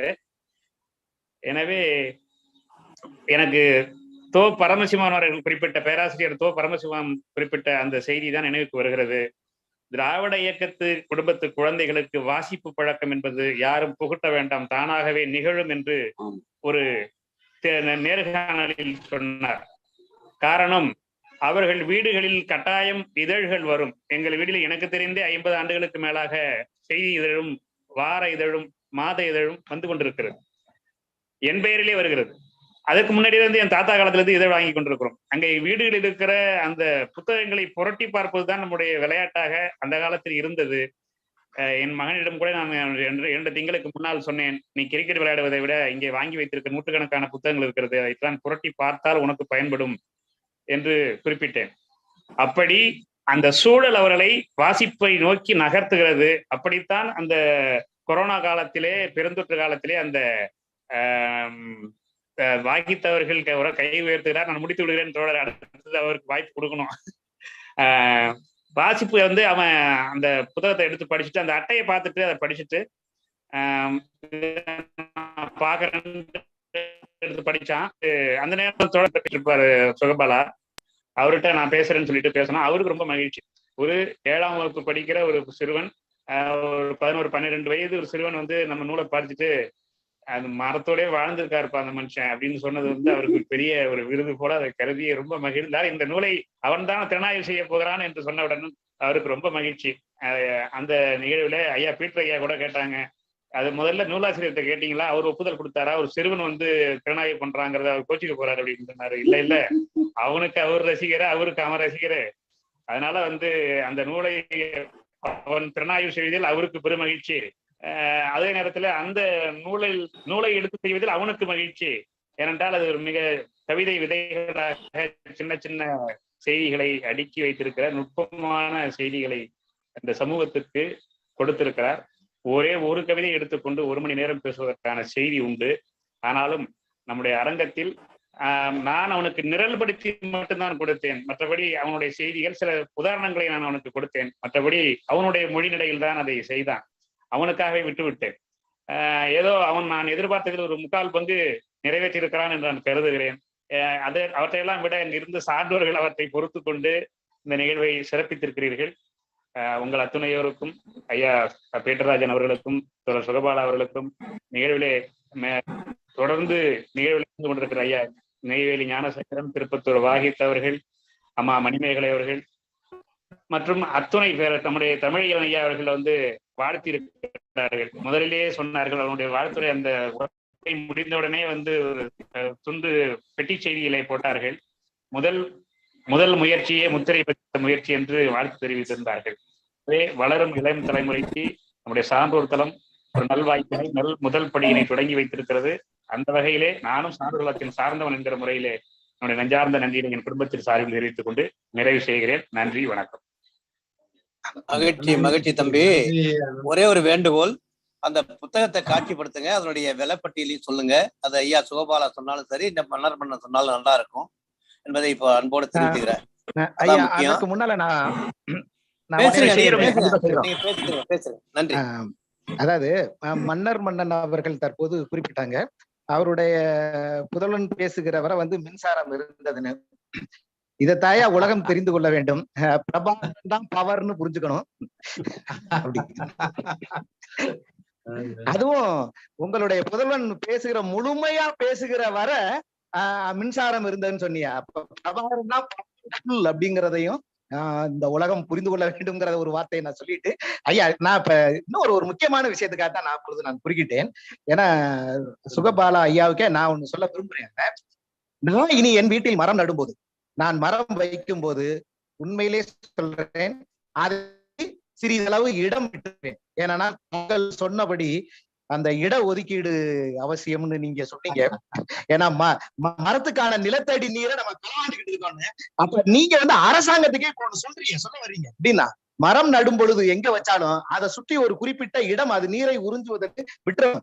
மரத்துக்கே ஒதுக்கீடு இடம் ஒதுக்கும் போது மரத்துக்கு ஏங்க இட ஒதுக்கீடு இருக்கக்கூடாது இப்படின்னு ஒரு கேள்வி நம்ம அரசுக்கே வந்து வைக்க வேண்டியிருக்கு. இன்னொன்று, ஆண்டாண்டு காலமா தந்தை பெரியார் சொன்ன இட ஒதுக்கீடு செலத்துக்கு அதிகமா இருக்கணுங்கிற சரியான விளக்கம் நீங்க எழுதுன இந்த கவிதை ரிசர்வேஷன் ஒதுக்கீடு சம்பந்தமா கொடுத்த கவிதை சரியான கவிதை. யாருக்கு வளர்றதுக்கு தேவையோ அவ்வளவு ஒதுக்கீட கொடுத்து ஆகணும். குறிப்பிட்ட மட்டும் இருக்கக்கூடாதுங்கிறத மிக அதானே தந்தை பெரியார் ஐயா போராடி நமக்கு இட ஒதுக்கீடு வாங்கினது. நீங்க மரத்தின் வாயிலாக அதை நீங்கள் குறிப்பிட்டு இருக்கிறீர்கள், நிறைவேற்றி இருக்கிறீங்கிறது நான் மிக்க நன்றி ஐயா. ஐயா, ஒரு இடஒதுக்கீடை எழுதுனது வந்து மன்னர் மன்னனுடைய மாமழை போற்றுங்கிற கவிதை வர இருக்கிற தொகுப்புல உள்ள கவிதை அது. அந்த இடஒதுக்கீடு பத்தி வர கவிதை வந்து மன்னர் மன்னன் எழுதி வர இருக்கிற மாமழை போற்றும் கவிதை தொகுப்புல உள்ள ஒரு கவிதை அது. அது என்னோட கவிதை. ரெண்டு குடும்பமும் ஒன்னாதான் இருக்கீங்க. அது மன்னர் மன்னன் பேர சொன்னாலும் சரி, சிவவேலாப்பு பேர சொன்னாலும் சரி, எல்லாமே சரியாதான் இருக்கும். அதை நம்ம நீரியல் அறிஞர் ஐயா பீட்டர் ராஜா, அமிர்தம் பீட்டர் ராஜா அடிக்கடி சொல்லுவார் இந்த மரம் வளர்க்கறத பத்தி. ரொம்ப சிறப்பானது, ரொம்ப மகிழ்ச்சியான ஒரு தருணம். அந்த புத்தகம் கேட்டீங்க இல்லையா? அதனுடைய விலையெல்லாம் சொல்லுங்க ஐயா, விலைப்பட்டியலும். 80 ரூபாய். 80 பக்கங்கள் அறம் பதிப்பகத்துல கிடைக்கும் நூல்கள் எல்லாம். இன்னும் 2-3 புத்தகம் சொன்னீங்களா, அதெல்லாம் சொல்லுங்க. இதான வாய்ப்பு உங்களுக்கு. முனிய மரம் 80 ரூபாய். அது வந்து புதிய தரிசனம் பதிப்பகம் போட்டது. அது இது வந்து பச்சை பாத்திரம் 80 ரூபாய். இது நலம் பதிப்பகம் நம்ம போட்டது. இப்ப அறம் பதிப்பகத்துல கிடைக்கும். அடுத்தது வந்து விசனப்பூ அப்படின்ட்டு ஒரு தொகுப்பு. விசனப்பூ வந்து இது விசனப்பூ. மகிழ்ச்சி ஐயா, மகிழ்ச்சி மகிழ்ச்சி மகிழ்ச்சி. அது முழுவதும் வந்து அது பூக்களை வைத்து அந்த காதல் கவிதைகள் இருக்கும். நீங்க வாசிக்கிற மாதிரி தான் இருக்கும். ஒன்றும் நல்லா இருக்கும். இதுவுமே சிறப்பா தான் இருக்கும். இதுவுமே அறம் பதிப்பகத்துல கிடைக்குது. நன்றி ஐயா, நன்றி ஐயா. தம்பி மன்னர் மன்னா, மகன் வந்து பேசுனதை நாங்க வந்து ஏதோ பொழுதுபோக்கா கேட்கல. அவர் ஒரு பெரிய மேடை பேச்சாளரை போல நம்ம முன்னால நின்னாரு. அண்ணா பேசுவதை போல, கலைஞர் பேசுவதை போல அந்த காலத்துல நம்ம NVN பேசுவாரு. அதே போல ஆசிரியர் தம்பி பேசுவாங்க. அந்த மாதிரி ஒரு சிறப்பான குரல் வளம், அதை போல பொறுமையா பதட்டம் இல்லாமல் நிதானமாக சிறப்பான உரை தந்திருக்கிறார். எனவே 3ஆம் தலைமுறைக்கு இங்க இருக்கக்கூடிய அவையோர் சார்பாக பாராட்டையும் வாழ்த்தையும் தெரிவித்துக் கொள்கிறோம். ஐயா வெற்றி நல்லவர்களே, உங்களுடைய பணியை தொடருங்கள். நன்றி. நன்றி நன்றி. ஒரே ஒரு செய்தி, என் கவிதைக்கான பாலா கவிதை இல்லை, அது என் கவிதை என்று பாலா சொன்னார். உண்மைதான். அந்த கவிதைக்கான செய்தியை கொடுத்தவர் ஐயா பீட்டராஜன் அவர்கள். அவருடைய நூலிலிருந்து எடுக்கப்பட்ட செய்தியை தான் நான் கவிதை ஆக்கியிருக்கிறேன். அவருடைய நீர் உயிரின் நீர் என்கிற நூலில் இருக்கிற ஒரு செய்தி, மழை நீர் என்பது மனிதர்களுக்கு வாய் கொண்டு அருந்தக்கூடிய மனிதர்களுக்கும் விலங்குகளுக்குமான நீர் என்பது புவியின் மேற்பரப்பில் தேங்கி இருக்கிற நீர்நிலைகளில் இருக்கிற நீர் மட்டும்தான். வாயில்லாமல் வேறு வழியாக நீரை உருந்தக்கூடிய தாவரங்களுக்கானதுதான் மண்ணுக்கு கீழே நீர் இருக்கிறது. நாம் அறிவாளிகளைப் போல மண்ணுக்கு கீழே இருக்கும் நீர்களை உறிந்து எடுத்து விடுகிறோம் என்கிற செய்தி அவருடையது. அந்த நீர் ஒதுக்கீடு என்று சொன்னது என்னுடையது. இடஒதுக்கீடை பற்றி சிந்திப்பவர்கள் என்பதால் நாம் மனிதர்கள் எப்பொழுதும் மரங்களுக்கான நீர் ஒதுக்கீட்டை களவாடிக் கொள்கிறார்கள், எப்பொழுதும் ஒடுக்கப்படுகின்றன நிலத்திணைகள் என்று நான் அதை குறிப்பிட்டிருப்பேன். எனவே அதுக்கான மூல செய்தியை தந்தவர் ஐயா பீட்டராஜன் அவர்கள். அவர்களுக்கும் இந்த நேரத்தில் நான் நெஞ்சார்ந்த நன்றியினை தெரிவித்துக் கொள்வேன். ஐயா அவர்களுக்கும் நன்றி. அறம் கையை தூக்குதாட்டு பாருங்க. பேசுங்க. நான் கையை தூக்கல, கை தட்டி பாராட்டு தெரிவிச்சேன் அவர் பீட்டர் அண்ணனுடைய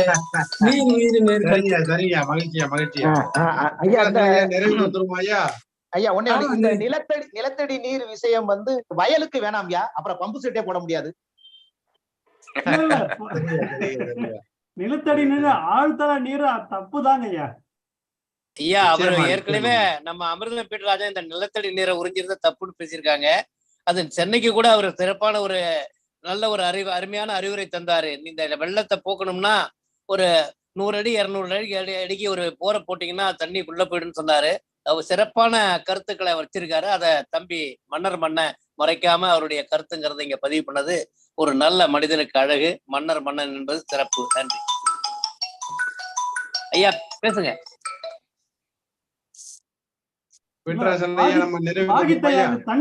தண்ணீரை பற்றி பேசுனதுனால ஒரு சின்ன செய்தி ஐயா.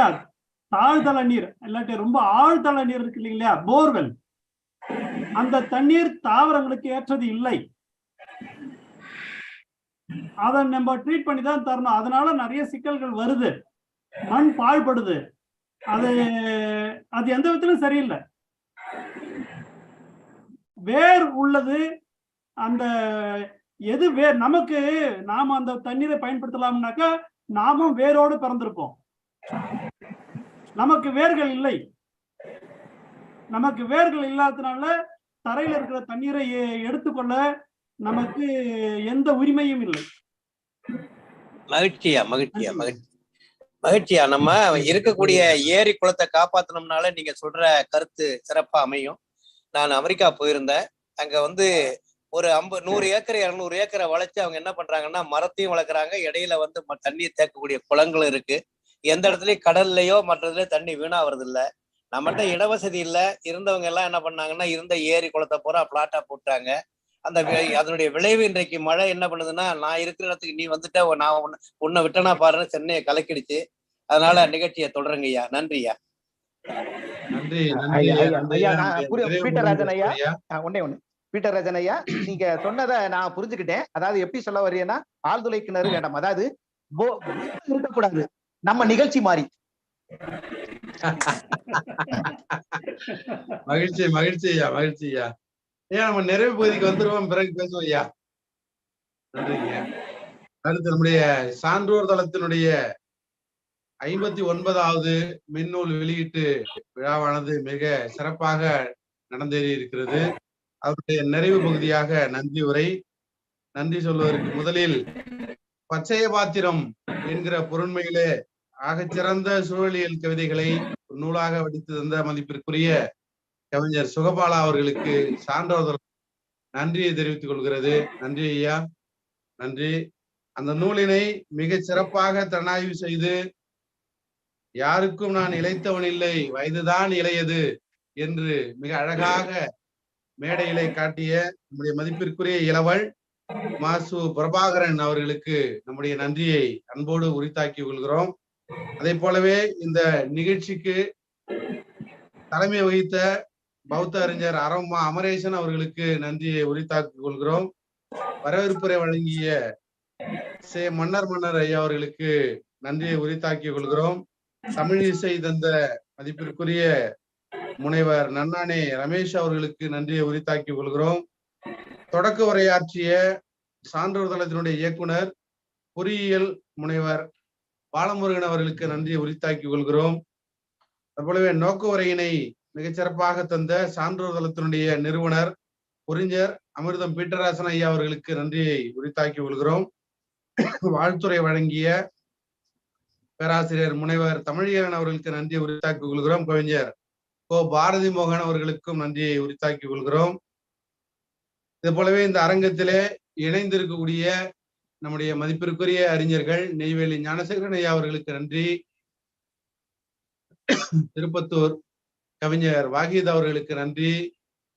பேருந்திலே பயணம் செய்தாலும் கூட அந்த நிகழ்ச்சியிலே ஈடுபாட்டோடு பங்கேற்றக்கூடிய வேலூர் ரகு அவர்களுக்கு நன்றி. அதே போலவே அரம்மா அமரேசன் ஐயா அவர்கள், நல்ல ஒரு திறனாய்வினை வாழ்த்தாக வழங்கிய நம்முடைய மணிமேகலை அம்மா அவர்கள், அதே போலவே நாம் சொல்லிக்கொண்டே செல்லலாம் நரேந்திரன் அவர்கள் என்று ஒரு பட்டியலை சிறந்த ஒரு வாழ்த்துறையை திறனாய்வாக தந்த நம்முடைய மதிப்பிற்குரிய இலக்கிய சிம்மம் பாபு சசிதரன் அவர்கள் என்று, அதோடு மட்டுமல்ல இந்த திறனாய்வாளருடைய தாத்தா அவர்கள், நம்முடைய திராவிட பாவலர் அப்பா தமிழன்பன் அவர்கள் என அனைவருக்கும் இந்த எங்களுடைய சான்றோர் தளத்தினுடைய நன்றியை உரித்தாக்கி கொள்கிறோம். நன்றி நன்றி நன்றி. நன்றி ஐயா.